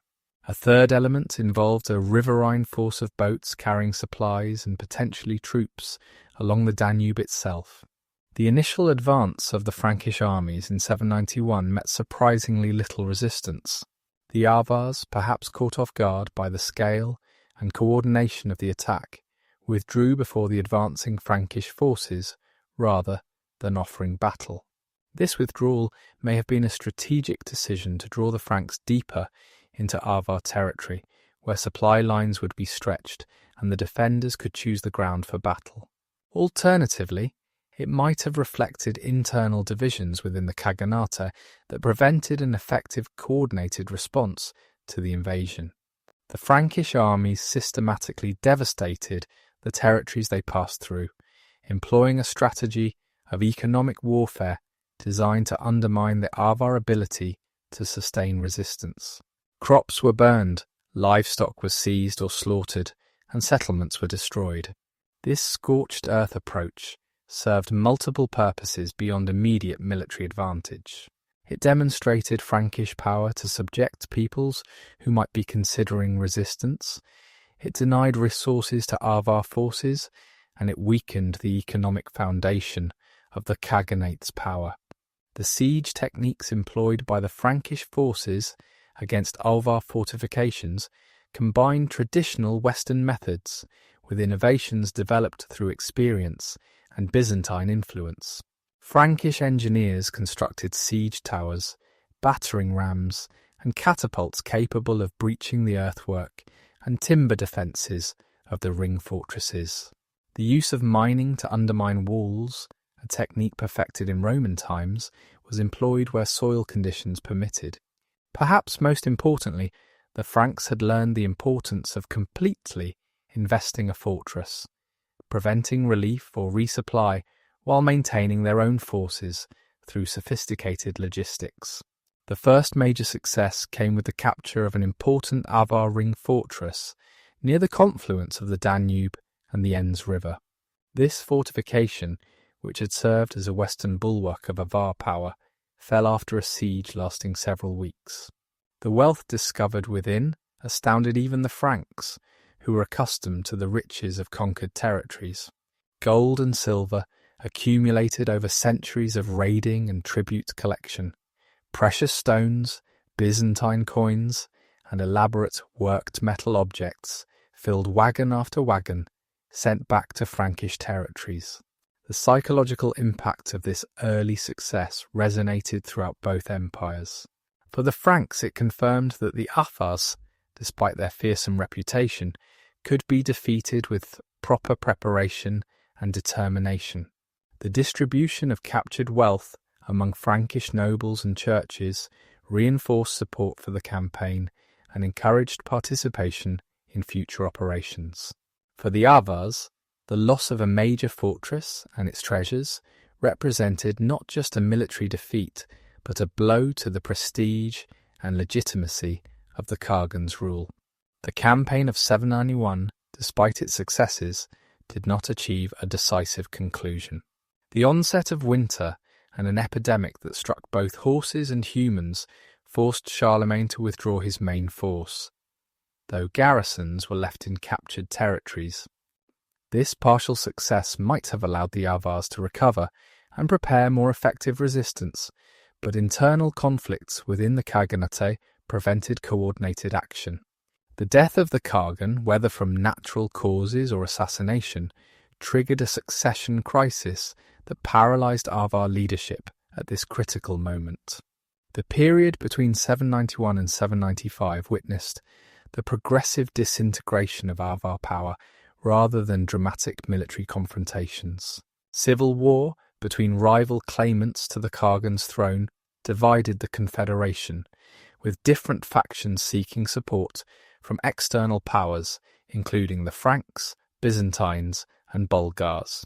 Subject peoples, particularly Slavic groups, took advantage of Avar weakness to assert their independence or transfer their allegiance to the Franks. The economic disruption caused by the initial Frankish invasion was compounded by internal conflict, leading to famine and population displacement. The resumption of major Frankish operations in 795-796 under Pippin of Italy faced an opponent that was already fatally weakened. The young king, eager to match his father's military reputation, led his forces deep into the heart of Avar territory. The advance toward the principal Avar ring between the Danube and Tisa rivers met minimal organised resistance. Many Avar nobles, recognising the inevitable outcome, chose to negotiate surrender terms rather than fight hopeless battles. Others fled eastward with their followers, seeking refuge beyond the reach of Frankish power. The capture of the Great Ring, the symbolic and practical centre of Avar power, marked the effective end of the Khaganate as an independent force. The wealth discovered within this fortress surpassed even the riches found in earlier conquests. Contemporary chronicles describe wagon trains stretching for miles, loaded with gold, silver, precious stones, and elaborate crafted objects accumulated over 2 centuries of Avar dominance. The distribution of this treasure would fund Charlemagne's subsequent projects, including churches, monasteries, and military campaigns, while also securing the loyalty of nobles throughout the Frankish realm. The systematic nature of the Frankish conquest revealed a deliberate policy of not merely defeating, but eliminating the Avar Khaganate as a political entity. Unlike some conquered peoples who were incorporated into the Frankish system while maintaining their traditional structures, the Avars faced comprehensive dismantling of their political, social, and economic systems. The ring fortresses were not just captured, but destroyed, their earthworks levelled and settlements dispersed. The Avar nobility was either killed, fled, or was forcibly integrated into Frankish society at lower status levels. The treatment of the Avar population following conquest varied considerably depending on circumstances and local Frankish commanders. Some communities that surrendered peacefully were allowed to remain on their lands, though under Frankish administration and required to convert to Christianity. Others were dispersed, with populations relocated to different regions of the Frankish Empire, where they could be more easily controlled and assimilated.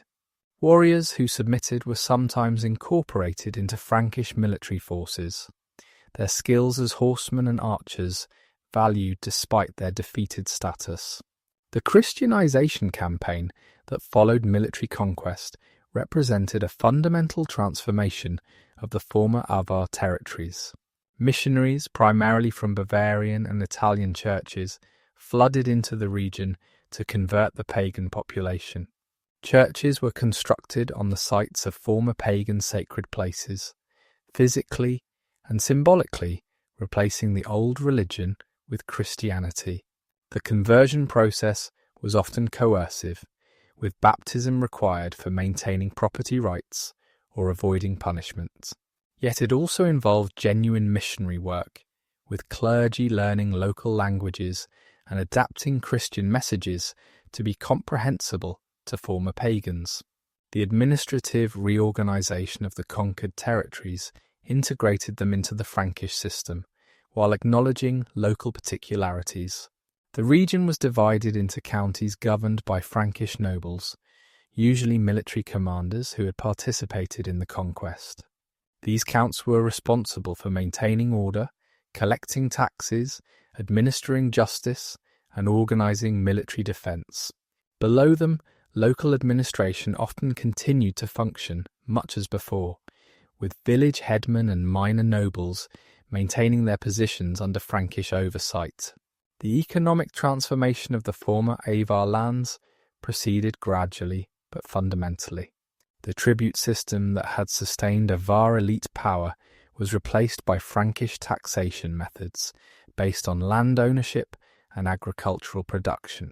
Trade patterns shifted, with commercial routes reoriented toward Frankish markets rather than Byzantine or Eastern connections.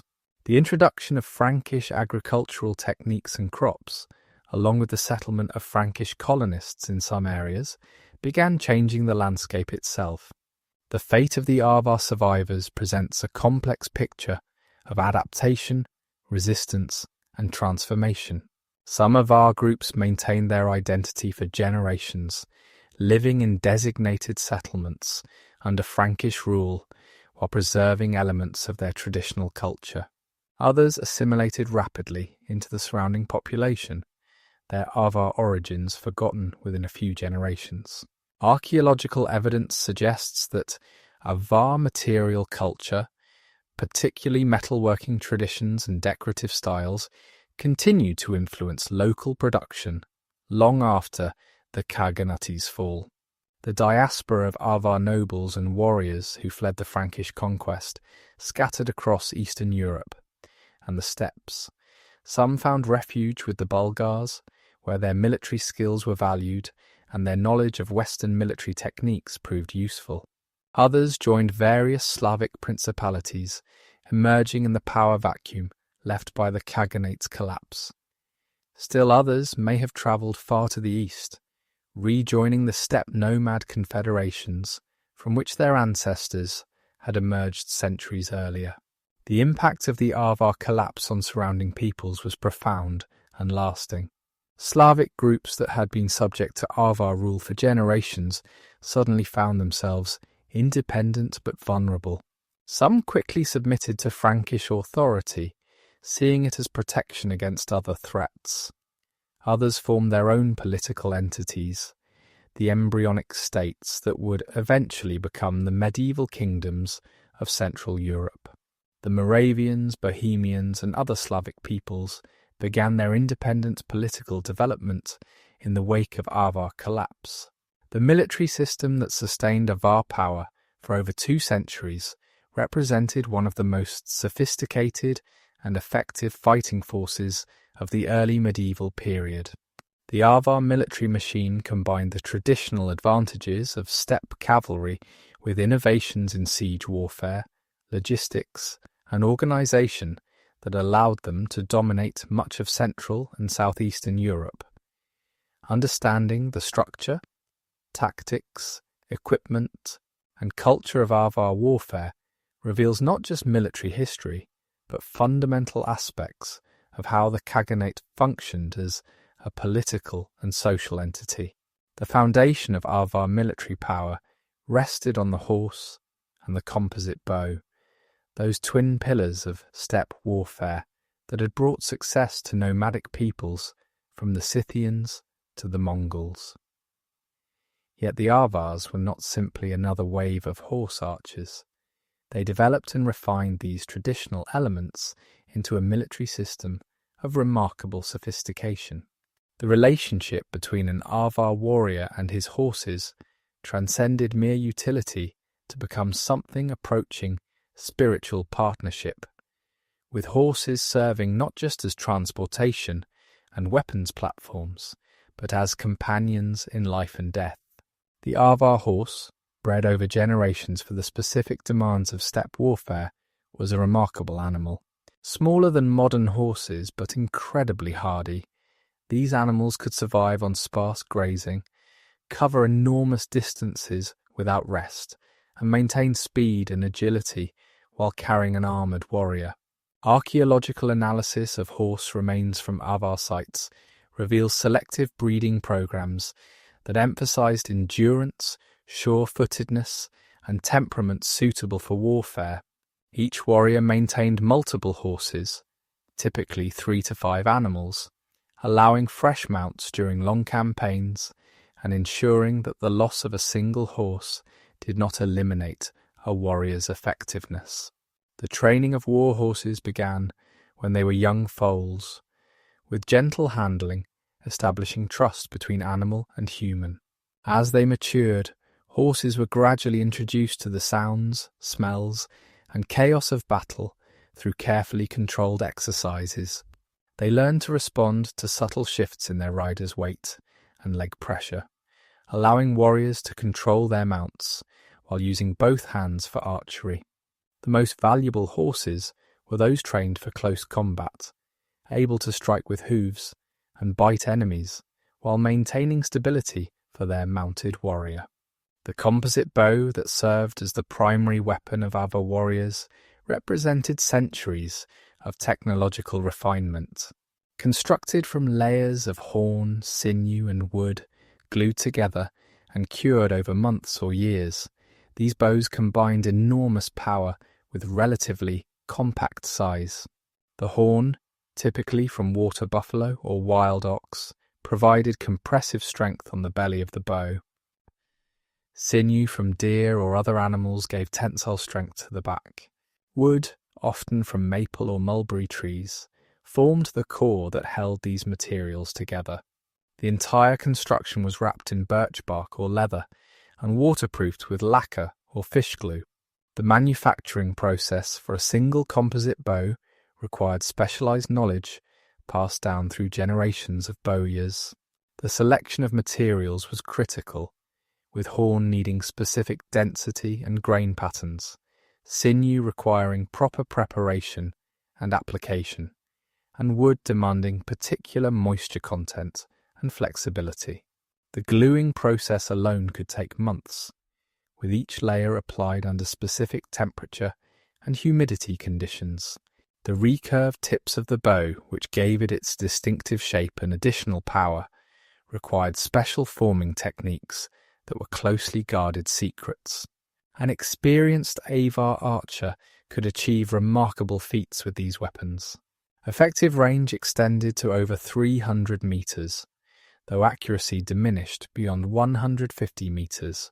The draw weight of war bows typically ranged from 100 to 160 pounds, requiring enormous strength developed through lifetime training. Arrows could penetrate mail armor at close range and cause fatal wounds through lighter protection at greater distances. The psychological impact of facing clouds of arrows launched by invisible enemies beyond effective response range broke the morale of many opposing forces before close combat even began. The arrows used by Avar warriors were as carefully crafted as their bows. Different arrowhead designs served various purposes, from broad-bladed hunting points that caused massive tissue damage to narrow bodkin points designed to penetrate armor. Specialized arrows included incendiary projectiles for siege warfare, signaling arrows that whistled in flight, and even poison-tipped arrows for certain situations. The fletching of arrows with feathers from specific birds, the balancing of weight between point and shaft, and the selection of wood for different flight characteristics all reflected sophisticated understanding of ballistics. Beyond their primary weapons, Avar warriors carried an array of secondary armaments that made them formidable in close combat. The sword, typically a straight double-edged weapon influenced by Byzantine or Germanic designs, served as a status symbol as well as a practical weapon. Archaeological finds reveal considerable variation in sword quality, from simple functional weapons to elaborate pattern-welded blades decorated with gold and silver. The wearing of swords was likely restricted to warriors of certain status, with the right to bear such weapons marking social and military rank. The lance or spear provided Avar heavy cavalry with shock combat capability. These weapons, ranging from 3 to 4 meters in length, were designed for mounted charges against infantry formations or opposing cavalry. The lance heads, often leaf-shaped or triangular, were crafted to penetrate armor while being sturdy enough to survive the impact of charging at full gallop. Some warriors carried multiple spears, allowing them to throw lighter versions as missiles before closing for combat with heavier lances. The defensive equipment used by Avar warriors varied considerably based on status, wealth, and tactical role. Elite warriors wore lamellar armor, consisting of small plates of iron or hardened leather laced together to form flexible protection. This armor type, common across the Eurasian steppes, provided excellent protection while maintaining the mobility essential for mounted combat. The construction of lamellar armor required specialized skills, with each plate shaped, hardened, and pierced for lacing in specific patterns that balanced protection with flexibility. Helmets ranged from simple leather or felt caps reinforced with metal plates to elaborate constructions with face masks, aventails protecting the neck, and decorative elements indicating rank. The Spangenhelm design, constructed from multiple plates riveted to a framework, was common among Avar warriors and influenced European helmet development for centuries. Some helmets included mail aventails or lamellar neck guards, providing additional protection for vulnerable areas. The military organization of Avar forces reflected both steppe traditions and adaptations to European warfare. The decimal system, organizing warriors into units of 10, 100, and 1,000, provided a clear command structure that functioned effectively in both small raids and major campaigns. Each unit level had designated commanders responsible for discipline, supply distribution, and tactical execution. This hierarchical organization allowed for complex maneuvers and coordinated operations across vast distances. The integration of different troop types within the Avar military system demonstrated sophisticated, combined arms thinking. Light cavalry, equipped primarily with bows and minimal armor, provided reconnaissance, harassment, and pursuit capabilities.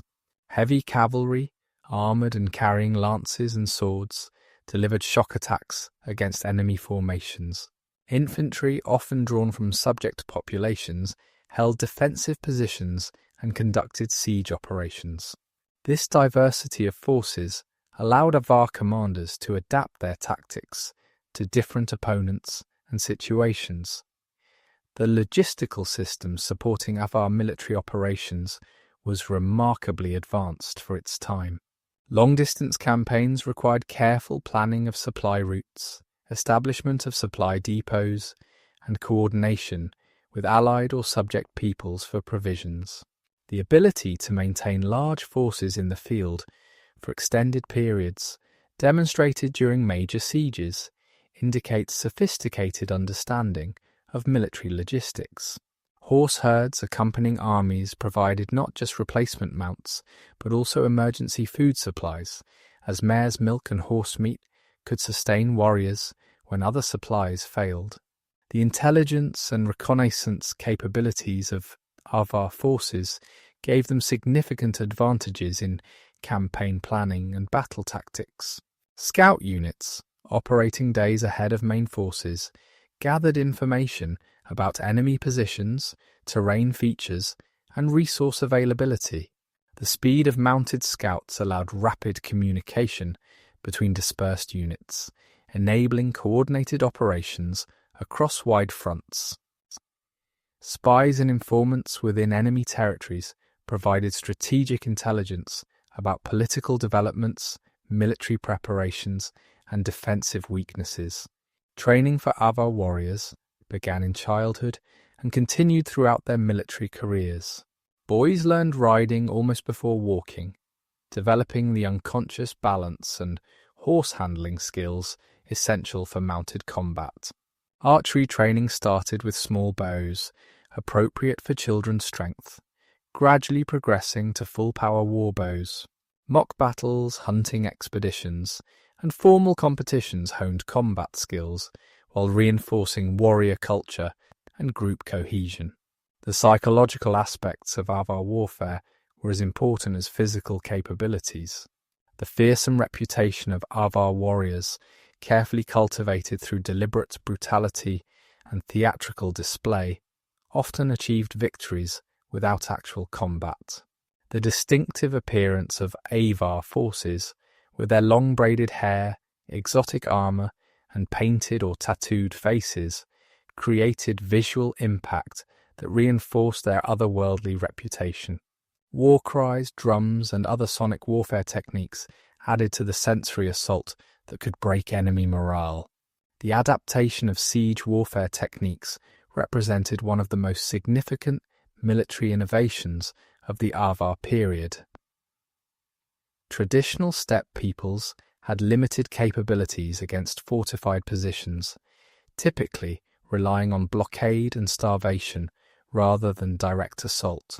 The Avars, through contact with Byzantine and Persian military traditions, developed comprehensive siege capabilities that allowed them to capture even strongly fortified cities. The construction of siege equipment required specialized knowledge and skilled craftsmen. Siege towers, sometimes reaching heights of 20 meters or more, were engineering marvels that had to be strong enough to withstand defensive fire while light enough to be mobile. The design of these towers included multiple fighting platforms, protective coverings of wet hides or metal plates, and sometimes drawbridges that could be lowered onto city walls. The logistics of constructing such equipment in the field, often using locally sourced materials, demonstrated remarkable organizational capabilities. Catapults and other artillery pieces in the Avar arsenal ranged from simple traction trebuchets operated by pulling ropes to more complex torsion weapons influenced by Roman designs. These machines could hurl stones weighing hundreds of pounds, breaking down walls and gates through sustained bombardment. Incendiary projectiles, including containers of burning pitch or Greek fire obtained from Byzantine sources, added another dimension to siege warfare. The crews operating these weapons required specialized training in range estimation, trajectory calculation, and mechanical maintenance. Mining operations against city walls represented another sophisticated siege technique employed by Avar forces. Tunnels dug beneath fortifications were supported by wooden props that could be burned to cause collapse, bringing down sections of wall. Counter-mining by defenders led to underground battles in cramped, dark conditions, utterly different from the open-steppe warfare that was the Avars' traditional strength. The adaptation to such radically different combat environments demonstrates the flexibility and learning capacity of Avar military culture. The naval capabilities of the Avars, while limited compared to their land forces, deserve mention. River fleets operated on the Danube and other major waterways, providing transport for troops and supplies while threatening riverside settlements. These vessels, probably based on captured Byzantine or local designs, extended Avar operational reach and complicated defensive planning for their enemies. The coordination of river and land forces during campaigns showed strategic sophistication beyond simple raiding. The economic foundations of the Avar Khaganate extended far beyond the plunder and tribute that contemporary chroniclers emphasized, encompassing sophisticated systems of production, exchange, and wealth management that sustained a complex society for over 2 centuries. The transformation of nomadic raiders into settled rulers required fundamental adaptations in economic thinking, creating hybrid systems that combined steppe traditions with the agricultural and commercial practices of conquered territories. This economic evolution reveals the Avars not as mere parasitic extractors of wealth, but as active participants in and shapers of early medieval European economic networks. The agricultural base that supported the Avar population represented a fundamental departure from pure nomadic pastoralism, while maintaining vast herds remained economically and culturally essential. The Avars recognized that controlling agricultural production provided more stable and predictable resources than relying solely on raiding and tribute. The fertile plains of the Carpathian Basin, with their rich soils and favourable climate, offered ideal conditions for both extensive grain cultivation and intensive market gardening. The organisation of agricultural production under Avar rule combined different systems adapted to local conditions and populations. In areas dominated by Slavic communities, traditional village-based agriculture continued under Avar oversight, with communities required to provide specified quantities of grain, vegetables, and other produce as tribute. These obligations were carefully calibrated to leave sufficient resources for community survival and modest growth while extracting maximum sustainable surplus for the Avar elite. The system resembled later medieval manorialism in some respects, though with distinctly steppe characteristics in its administration. Large estates directly controlled by Avar nobles developed alongside village agriculture, particularly in regions with the best soils and access to water. These estates employed various forms of labour, from slaves captured in raids to dependent peasants who worked the land in exchange for protection and use rights. Archaeological evidence from settlement sites reveals sophisticated agricultural infrastructure, including irrigation systems, storage facilities, and processing equipment for grain and other crops. The scale of some operations suggests production well beyond local consumption needs, indicating participation in regional trade networks. The cultivation techniques employed in Avar territories showed both continuity with Roman agricultural traditions and innovations introduced from the steppes. The three-field rotation system, allowing land to recover fertility through fallow periods, was widely practiced. The use of iron ploughshares, evidenced by archaeological finds and wear patterns on excavated tools, increased productivity compared to earlier wooden implements. Fertilization with animal manure from the vast herds maintained by the Avars improved soil fertility, while careful water management through small-scale irrigation projects increased yields in drier areas. Animal husbandry remained central to the Avar economy, with horses occupying the preeminent position both economically and culturally. The breeding and training of horses for military purposes required enormous resources and specialized knowledge, making quality horses valuable trade commodities. Beyond their military importance, horses provided transportation for goods and people, power for agricultural work, and products including leather, hair for rope and textiles, and meat and milk for consumption. The management of horse herds required extensive pastures, careful breeding programs, and protection from predators and thieves. Cattle herding provided diverse economic benefits beyond simple meat production. Oxen served as draft animals for ploughing and transportation, their strength essential for agricultural expansion. Dairy products, including cheese and fermented milk products that could be preserved for extended periods, formed important dietary components and trade goods. Leather from cattle provided material for armour, clothing, containers, and numerous other uses. The size and quality of cattle herds served as markers of wealth and status, with successful raiders and nobles accumulating vast herds that required extensive pastures and numerous herders to manage. Sheep and goats occupied important niches in the Avar economy, particularly in areas less suitable for cattle or horses. Sheep provided wool for textiles, with archaeological evidence suggesting sophisticated textile production, including felt-making traditions brought from the steppes and weaving techniques learned from conquered populations. Goats able to thrive on marginal lands provided meat, milk, and leather, while serving as a form of movable wealth easily transported and traded. The seasonal movement of flocks between summer and winter pastures created regular patterns of interaction between different regions and populations. The craft production that flourished within Avar territories encompassed a remarkable range of activities and skill levels. Metalworking held particular prominence, with Avar smiths and jewelers creating objects that combined technical excellence with distinctive artistic styles.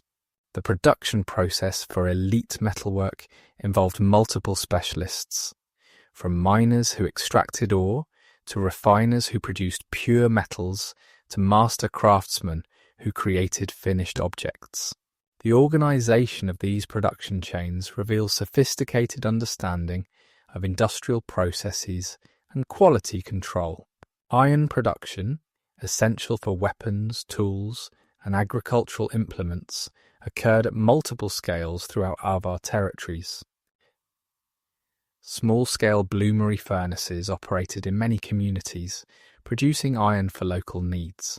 Larger industrial sites, often located near ore sources and forests for charcoal production, supplied military needs and regional markets. The quality of Avar sword blades and spearheads, evidenced by metallurgical analysis of archaeological specimens, indicates advanced knowledge of carbon control and heat treatment processes that produced superior weapons. The working of precious metals, particularly gold and silver, achieved remarkable artistic and technical heights under Avar patronage. The famous belt sets, horse harness decorations, and jewellery found in Avar graves demonstrate mastery of techniques including casting, repoussé, granulation, filigree, and cloisonné. These objects were not merely decorative, but served as important markers of social status, military achievement, and political authority. The production of such items required not only technical skill, but also access to raw materials obtained through extensive trade networks. The trade networks that connected the Avar Khaganate to the wider world were complex and multi-directional. The strategic position of the Carpathian Basin, controlling routes between Western Europe, Byzantium, and the Eurasian steppes, allowed the Avars to profit from long-distance trade, while also engaging in regional exchange. Merchants from various cultures operated within Avar territories, creating cosmopolitan commercial centres where goods, ideas, and technologies were exchanged. The Byzantine trade connection provided access to luxury goods that were essential for maintaining elite status and conducting diplomacy. Silk, both raw and finished textiles, was particularly valued, with Byzantine silk serving as diplomatic gifts, elite clothing, and symbols of power. Spices, wines, and other Mediterranean products reached Avar territories through Byzantine merchants, while the Avars exported horses, furs, slaves, and amber northward to Constantinople. This trade was conducted through various mechanisms, from official diplomatic exchanges to private merchant ventures, with the Avar state extracting taxes and fees at multiple points. Northern trade routes connected the Avar Khaganate with Scandinavia and the Baltic region, bringing amber, furs, and slaves southward, while carrying manufactured goods and coins northward. The presence of Avar-style objects in Scandinavian graves and Scandinavian goods in Avar territories demonstrates the extent of these connections. The rivers flowing through Avar territories, particularly the Danube and its tributaries, served as major commercial arteries, with river ports developing into important commercial centres. Eastern connections with the steppe world remained important throughout the Avar period, providing access to goods travelling along the Silk Road. Chinese silk, reaching Europe through multiple intermediaries, appears in elite Avar graves. Precious stones from Central Asia, spices from India, and other exotic goods demonstrate the Avars' participation in Eurasian trade networks. These connections also facilitated cultural and technological exchange, with innovations in military equipment, metalworking techniques, and other technologies flowing both directions. The monetary system within the Avar Khaganate reveals sophisticated economic thinking adapted to diverse needs and populations. While barter remained important for many transactions, coined money played an increasingly significant role in the economy. Byzantine gold solidi were highly valued, serving both as means of exchange and stores of wealth. The hoarding of Byzantine coins, evidenced by numerous finds throughout former Avar territories, indicates their importance in wealth accumulation and display. The Avars' own coinage, though limited in scope and circulation, demonstrates attempts to create indigenous monetary systems. These coins, often imitating Byzantine designs but with distinctive Avar elements, served primarily ceremonial and limited economic functions. The right to mint coins was probably restricted to the Khagan, making coinage another symbol of political authority. The use of standardized weights for precious metals, evidenced by archaeological finds of balance scales and weight sets, indicates sophisticated commercial practices even in the absence of widespread coin use. The market systems that operated within Avar territories ranged from periodic rural markets to permanent commercial centres in major settlements. These markets were carefully regulated, with designated areas for different types of goods, standard weights and measures enforced by market officials, and systems for resolving commercial disputes.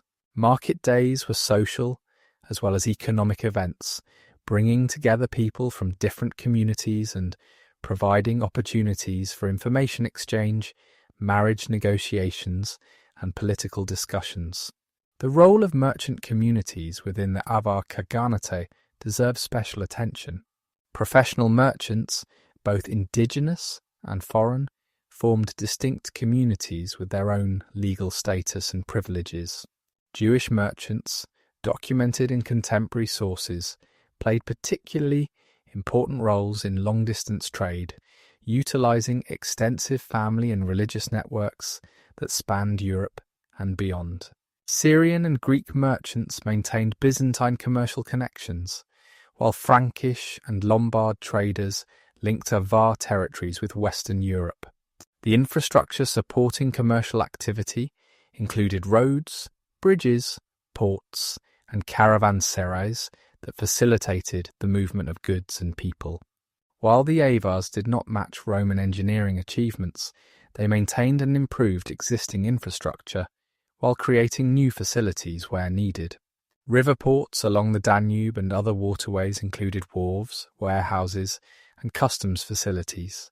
Roads, particularly those connecting major ring fortresses, were maintained sufficiently for wheeled traffic, though pack animals remained the primary means of goods transport. The credit and financial systems that developed within Avar territories, though poorly documented, must have existed to facilitate long-distance trade and major transactions.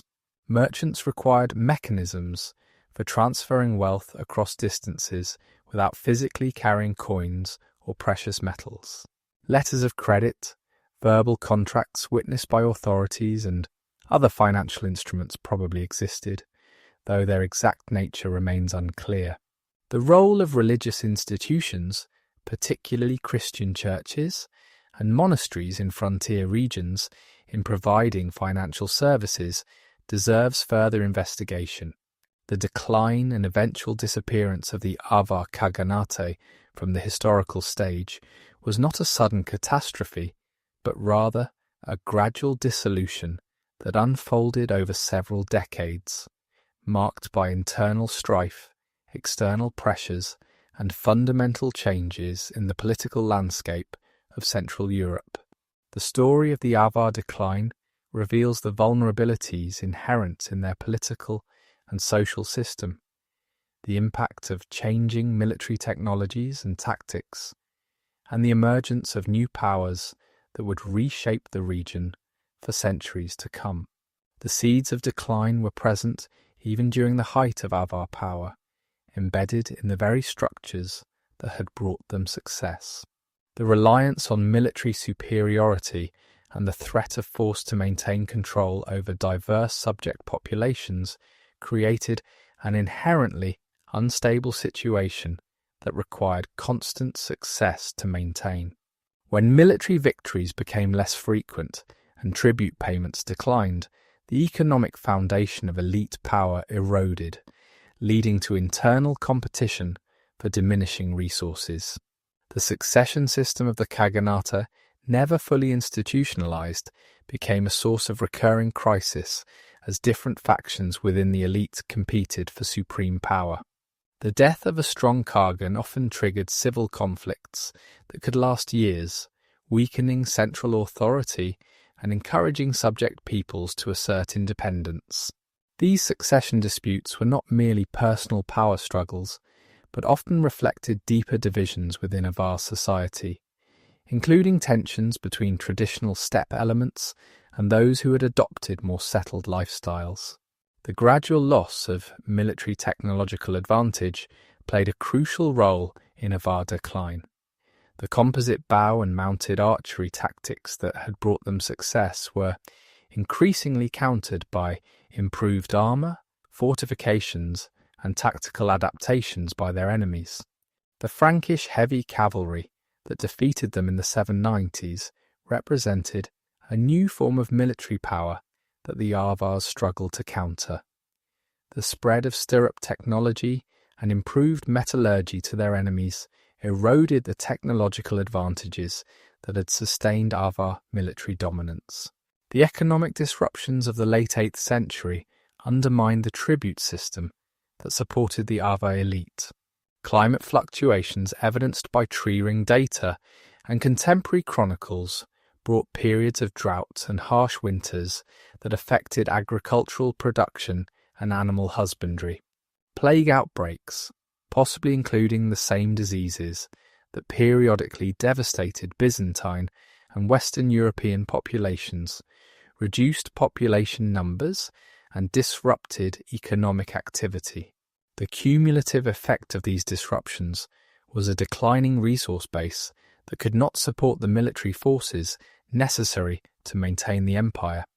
The rise of new powers around the periphery of the Avar Khaganate created additional pressures that the weakened state could not effectively counter. The Bulgarian expansion northward from the lower Danube challenged Avar control over the eastern portions of their territory. The emergence of Moravian and other Slavic principalities, often with Frankish support, created alternative power centres that attracted the allegiance of former Avar subjects.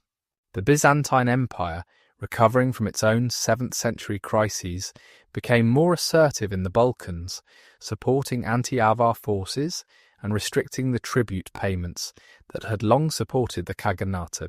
The Frankish campaigns of 791-796 discussed earlier delivered the fatal blow to an already weakened structure. Yet even after these devastating defeats, Avar communities persisted in various forms for several more decades. The nature of this persistence reveals much about the complexity of Avar society and the varied fates of different groups within the former Khaganate. Some Avar nobles submitted to Frankish authority and were incorporated into the Carolingian administrative system, maintaining local authority under Christian overlordship.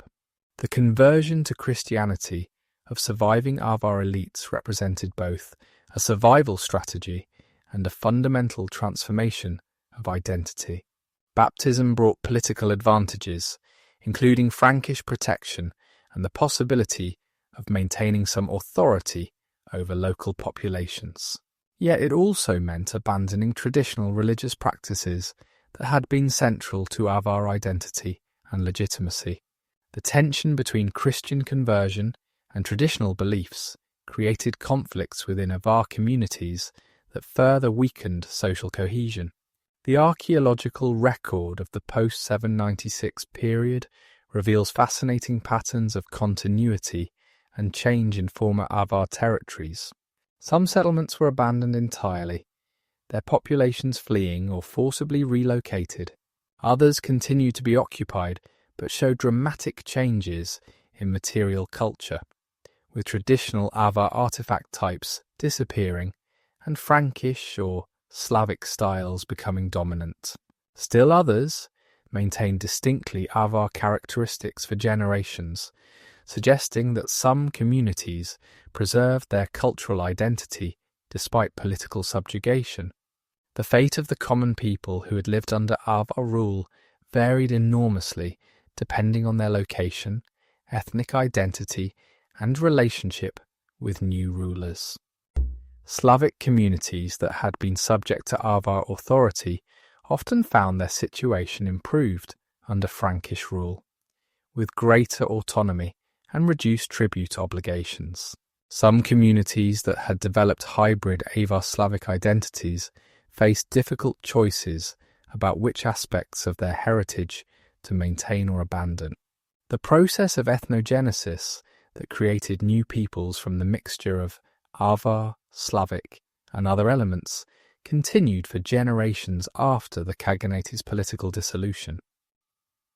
The diaspora of Avar refugees who fled Frankish conquest scattered across Eastern Europe and beyond, carrying elements of Avar culture to new regions. Some joined the Bulgars, where their military skills and knowledge of Western tactics proved valuable.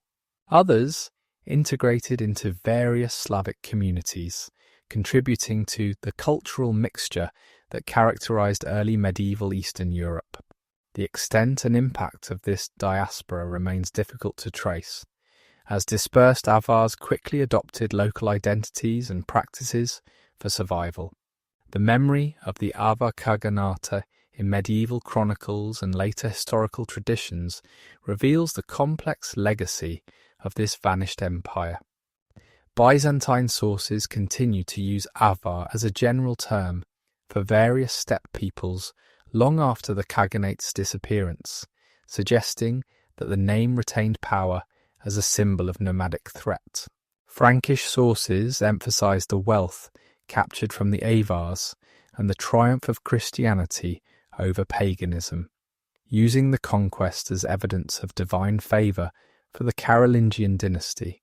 In Hungarian national mythology, the Avars became conflated with the later Magyar conquest, creating legendary narratives that blended historical periods and peoples. The ring fortresses attributed to the Avars became sites of folk memory, associated with buried treasures and ancient mysteries. These popular traditions, while historically inaccurate, preserved awareness of the Avar period and contributed to regional identity formation.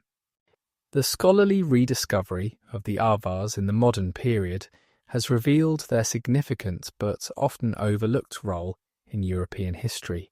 Archaeological excavations have uncovered spectacular treasures that demonstrate the wealth and artistic achievements of Avar culture.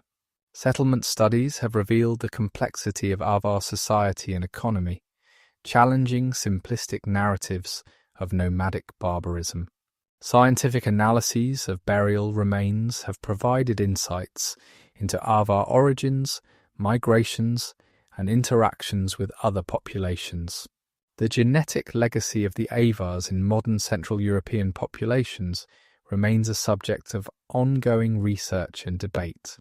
DNA studies of ancient remains and modern populations suggest that Avar genetic contribution to the region was significant but varied, with greater impact in some areas than others. The mixing of Avar genes with those of indigenous populations contributed to the genetic diversity that characterizes the region today. These scientific findings complement historical and archaeological evidence in reconstructing the complex story of the Avar impact on Europe. The technological and cultural innovations that the Avars brought to Europe had lasting impacts beyond their political existence. The stirrup, which the Avars helped introduce to Western Europe, revolutionized medieval warfare and contributed to the development of knightly cavalry. Metalworking techniques, particularly in decorative arts, influenced European craft traditions for centuries. The Avar experience of managing diverse populations within a single political framework provided lessons, both positive and negative, for subsequent multi-ethnic empires.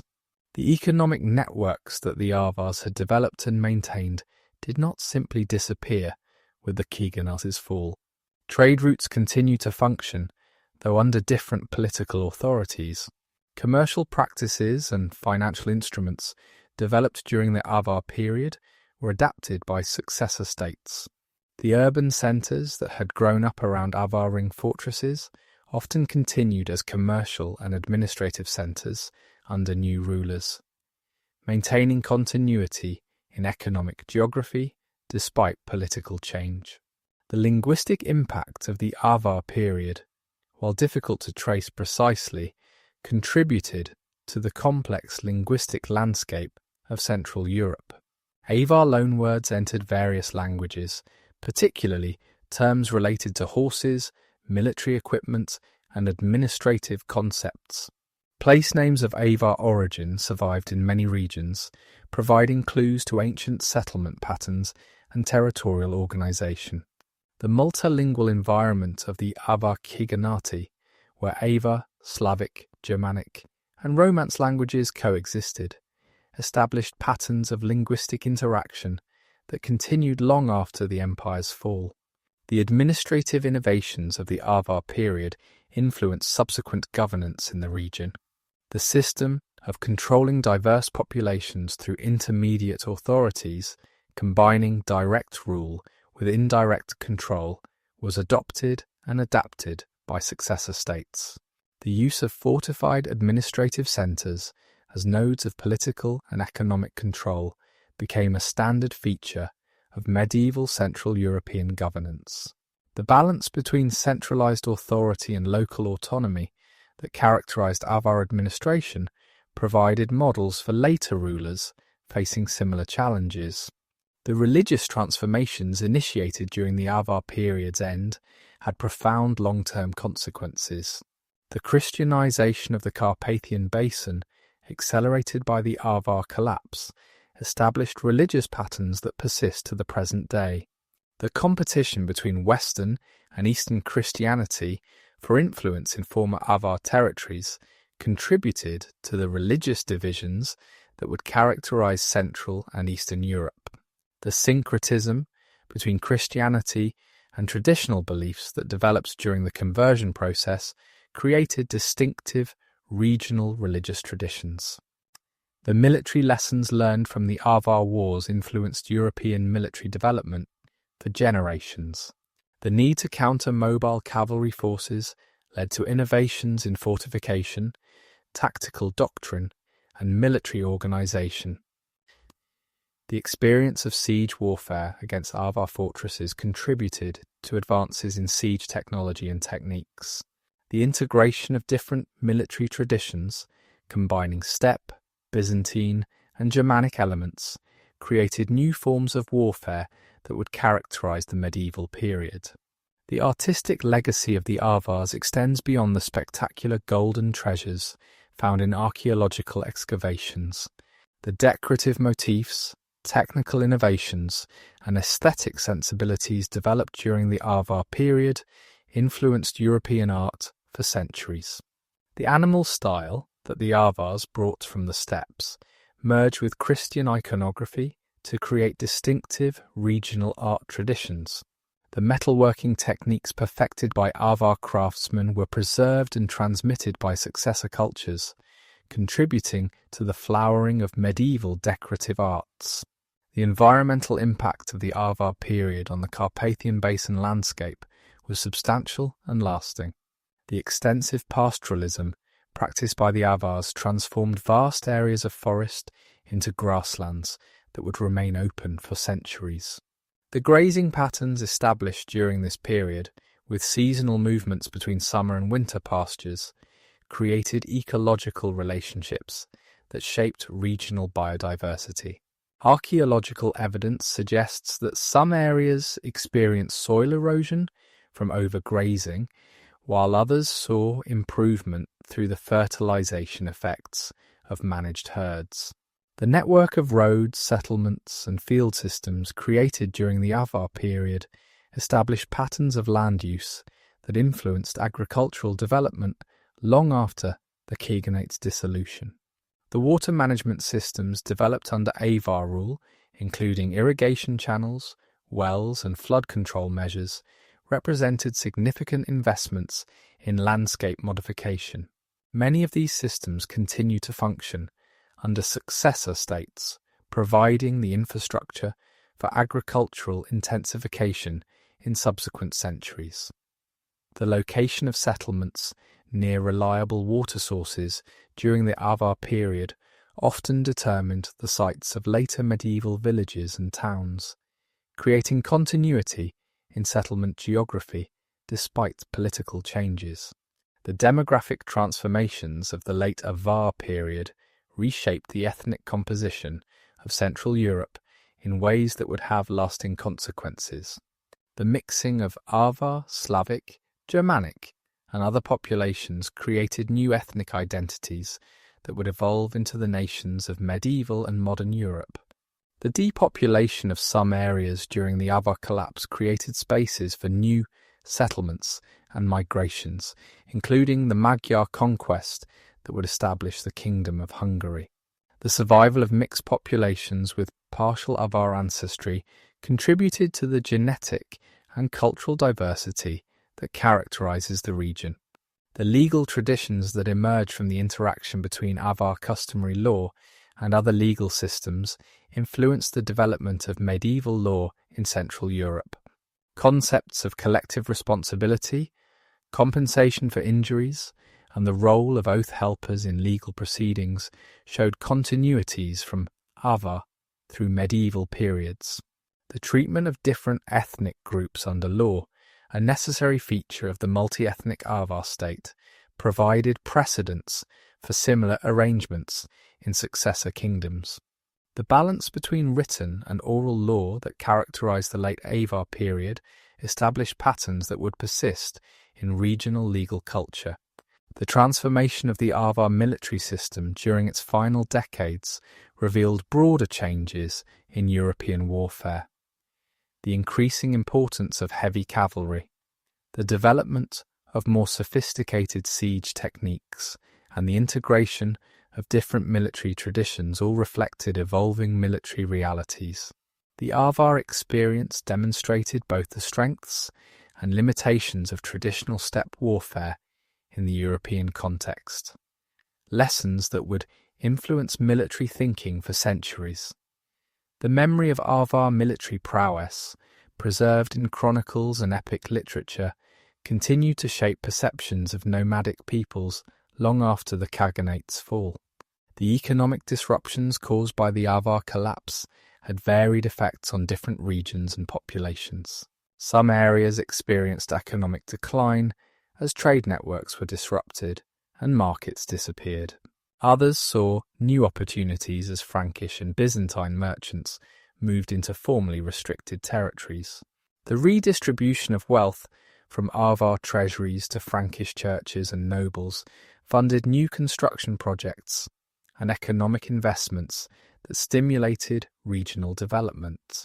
The end of tribute obligations freed resources for local use, potentially improving living standards for formerly subject populations.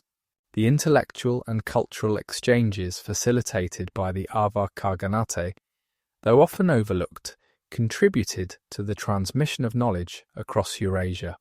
The Avars served as intermediaries between the steppe world and settled Europe, carrying technologies, artistic styles, and ideas in both directions. Mathematical and astronomical knowledge from the East reached Europe through Avar connections, while European agricultural and craft techniques spread eastward. The multilingual, multicultural environment of the Avar court fostered intellectual exchange that enriched all participating cultures. The archaeological investigation of Avar sites has revolutionized understanding of early medieval Europe, revealing the complexity and sophistication of a culture long dismissed as barbaric. Excavations of cemeteries have provided insights into social structure, religious beliefs, and daily life. Settlement archaeology has revealed the diversity of Avar communities, from pastoral camps to proto-urban centres. The application of scientific techniques, including isotope analysis, DNA studies, and advanced dating methods, continues to refine our understanding of Avar history and culture. The preservation and interpretation of Avar heritage sites presents both opportunities and challenges for modern communities. Ring fortresses and other Avar monuments attract tourist interest and contribute to local economies. Museums displaying Avar treasures educate public audiences about this important period of European history. However, the protection of archaeological sites from development pressures and illegal excavation remains an ongoing concern. The integration of Avar history into national narratives varies across the region, reflecting different attitudes toward this complex multicultural past. The comparative study of the Avar Khaganate with other steppe empires reveals both universal patterns and unique characteristics. Like the Huns before them and the Magyars after, the Avars demonstrated the ability of nomadic peoples to establish dominance over settled populations. However, the longevity of Avar rule, lasting over 2 centuries, exceeded that of many comparable steppe empires. The degree of cultural synthesis achieved in the Avar Khaganate, blending steppe, Byzantine, Germanic, and Slavic elements, was particularly remarkable. These comparisons help historians understand the dynamics of nomadic sedentary interaction throughout Eurasian history. The relevance of Avar history to contemporary discussions about migration, cultural interaction, and identity formation should not be underestimated. The Avar experience demonstrates that large-scale migrations have occurred throughout history, reshaping regions and creating new cultural syntheses. The successful integration of diverse populations within the Avar Khaganate, despite its ultimate failure, provides historical perspective on modern multicultural societies. The transformation of nomadic conquerors into settled rulers offers insights into processes of cultural adaptation and change. The historiographical evolution of Avar studies reflects changing approaches to the study of the past. 19th century scholars, influenced by nationalist ideologies, often portrayed the Avars as destructive barbarians who hindered European development. Mid-20th century Marxist historians emphasized class struggle and economic exploitation in their analyses of Avar society. Recent scholarship, informed by post-colonial theory and cultural studies, has sought to understand the Avars on their own terms rather than through European-centered perspectives. This evolving historiography demonstrates how contemporary concerns shape our understanding of the past. The interdisciplinary nature of modern Avar studies exemplifies current trends in historical research. Historians work alongside archaeologists, linguists, geneticists, and environmental scientists to reconstruct Avar history from multiple perspectives. Digital humanities techniques, including GIS mapping and database analysis, allow researchers to synthesize vast amounts of data and identify patterns invisible to earlier scholars. International collaboration brings together researchers from different countries and traditions, enriching our understanding through diverse perspectives and methodologies. The challenges facing future Avar research are both practical and conceptual. Many potential archaeological sites remain unexcavated due to funding limitations or development pressures. The linguistic reconstruction of the Avar language faces seemingly insurmountable obstacles given the limited written evidence. Conceptually, researchers must navigate between avoiding Orientalist stereotypes while acknowledging genuine cultural differences. The integration of Avar history into broader narratives of European and world history remains incomplete, with much work needed to fully appreciate their historical significance. The educational value of Avar history extends beyond academic research to public understanding of the past. The Avar story challenges simplistic narratives of European history as a progression from Roman civilization through Dark Age barbarism to medieval Renaissance. It demonstrates the importance of Central and Eastern Europe in continental history, regions often marginalized in Western-focused accounts. The complexity of Avar society refutes stereotypes about nomadic peoples as primitive or destructive. Teaching Avar history contributes to more nuanced, inclusive understanding of the European past. The cultural memory of the Avars in modern Central Europe takes various forms, from folk traditions to academic commemorations.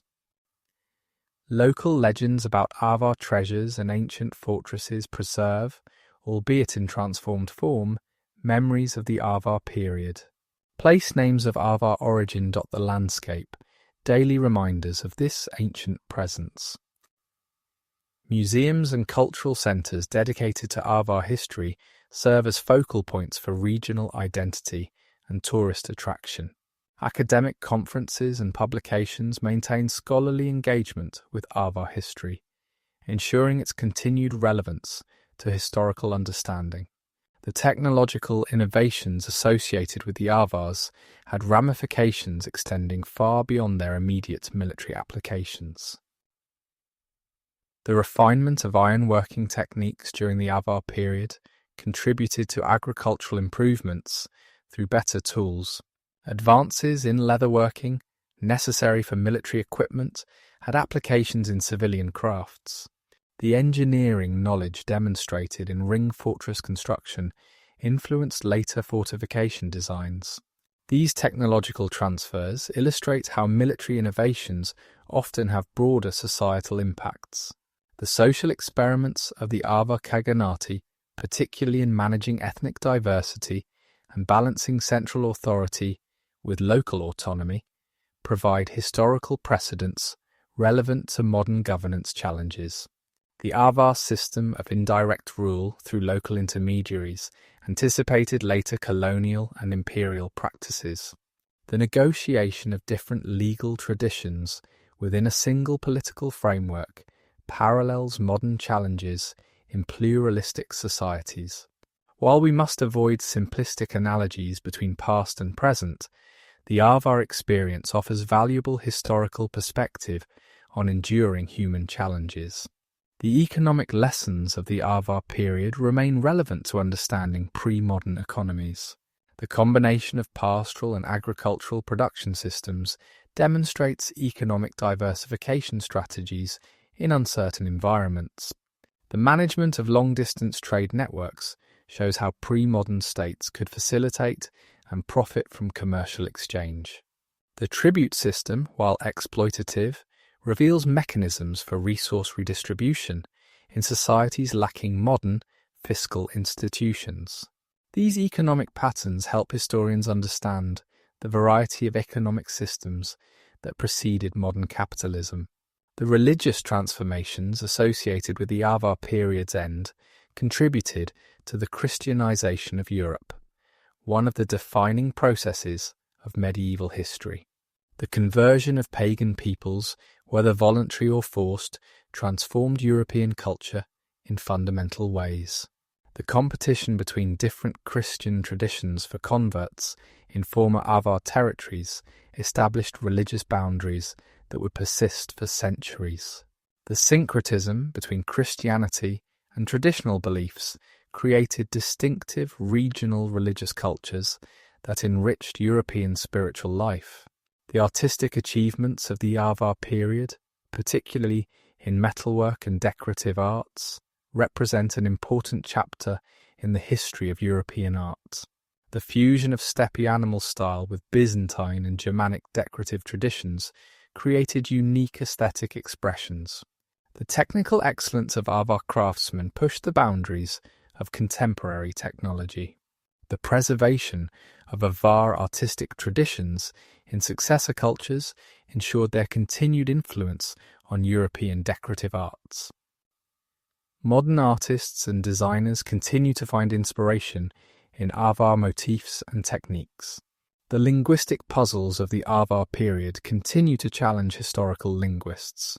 The Avar language itself remains largely unknown, with only scattered words preserved in foreign sources. The impact of Avar on the development of Slavic languages in the Carpathian Basin is difficult to assess, but potentially significant. The multilingual environment of the Avar Khaganate facilitated linguistic borrowing and innovation that enriched regional languages. These linguistic mysteries remind us of how much remains unknown about the past despite our best efforts at reconstruction. The gender dynamics of Avar society, glimpsed through archaeological evidence and scattered historical references, reveal complex patterns that challenge stereotypes about nomadic societies. Elite women clearly held significant status, as evidenced by rich female burials and references to influential Khagan wives. The economic roles of women in pastoral and agricultural production were essential to societal functioning. The intersection of gender with ethnicity and social status created varied experiences for different women within Avar society.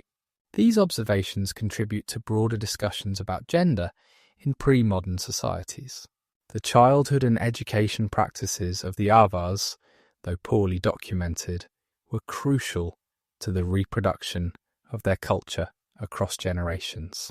The training of young warriors maintained military traditions and effectiveness. The transmission of craft skills ensured the continuation of artistic and technological traditions. The socialization of children from different ethnic backgrounds into Avar society facilitated cultural integration. Understanding these educational processes helps explain both the longevity and ultimate transformation of Avar culture.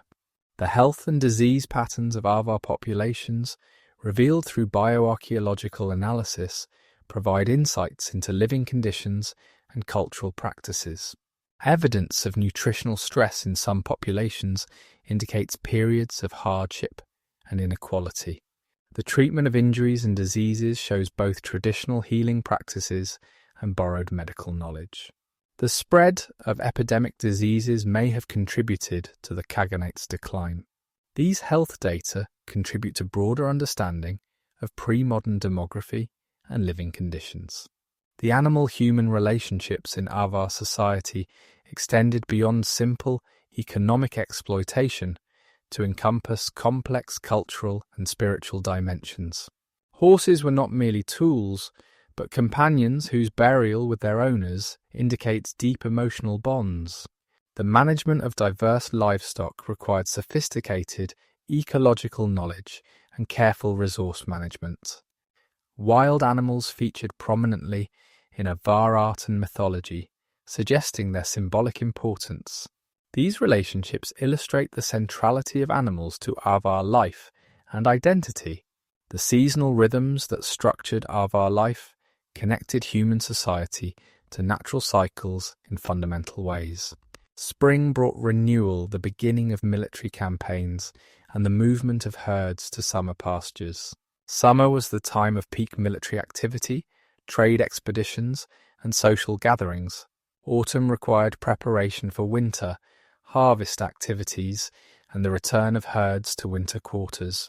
Winter enforced relative inactivity, but also provided time for craft production, storytelling, and social bonding. These seasonal patterns shaped everything from economic activity to religious observance. The death and burial practices of the Avars provide our most direct window into their beliefs about mortality, afterlife, and social order. The careful preparation of bodies, the selection and arrangement of grave goods, and the organization of cemeteries all carried meaningful messages about the deceased and their society. Changes in burial practices over time reveal cultural transformations and external influences. The respect shown to some burials and the violation of others indicate complex attitudes toward death and the dead. These mortuary practices remain our richest source of information about Avar society. The legacy of violence associated with the Avars, both as perpetrators and victims, raises important questions about the nature of pre-modern warfare and its impact on societies. The devastating raids conducted by Avar armies brought suffering to countless communities, but also demonstrated the vulnerability of settled societies to mobile forces. The violence inflicted on the Avars during their conquest and forced conversion reminds us that brutality was not unique to nomadic peoples. Understanding this violence in its historical context, neither excusing nor sensationalizing it, contributes to broader discussions about war, conquest, and human nature. The environmental knowledge possessed by the Avars, developed through centuries of living in diverse landscapes, represented sophisticated understanding of natural systems. Their ability to identify suitable pastures, predict weather patterns, and manage resources sustainably demonstrates ecological wisdom often undervalued by agricultural societies. The loss of this knowledge with the Avar collapse represented a form of cultural extinction with practical consequences. Recognition of indigenous environmental knowledge remains relevant to modern discussions about sustainability and traditional ecological practices.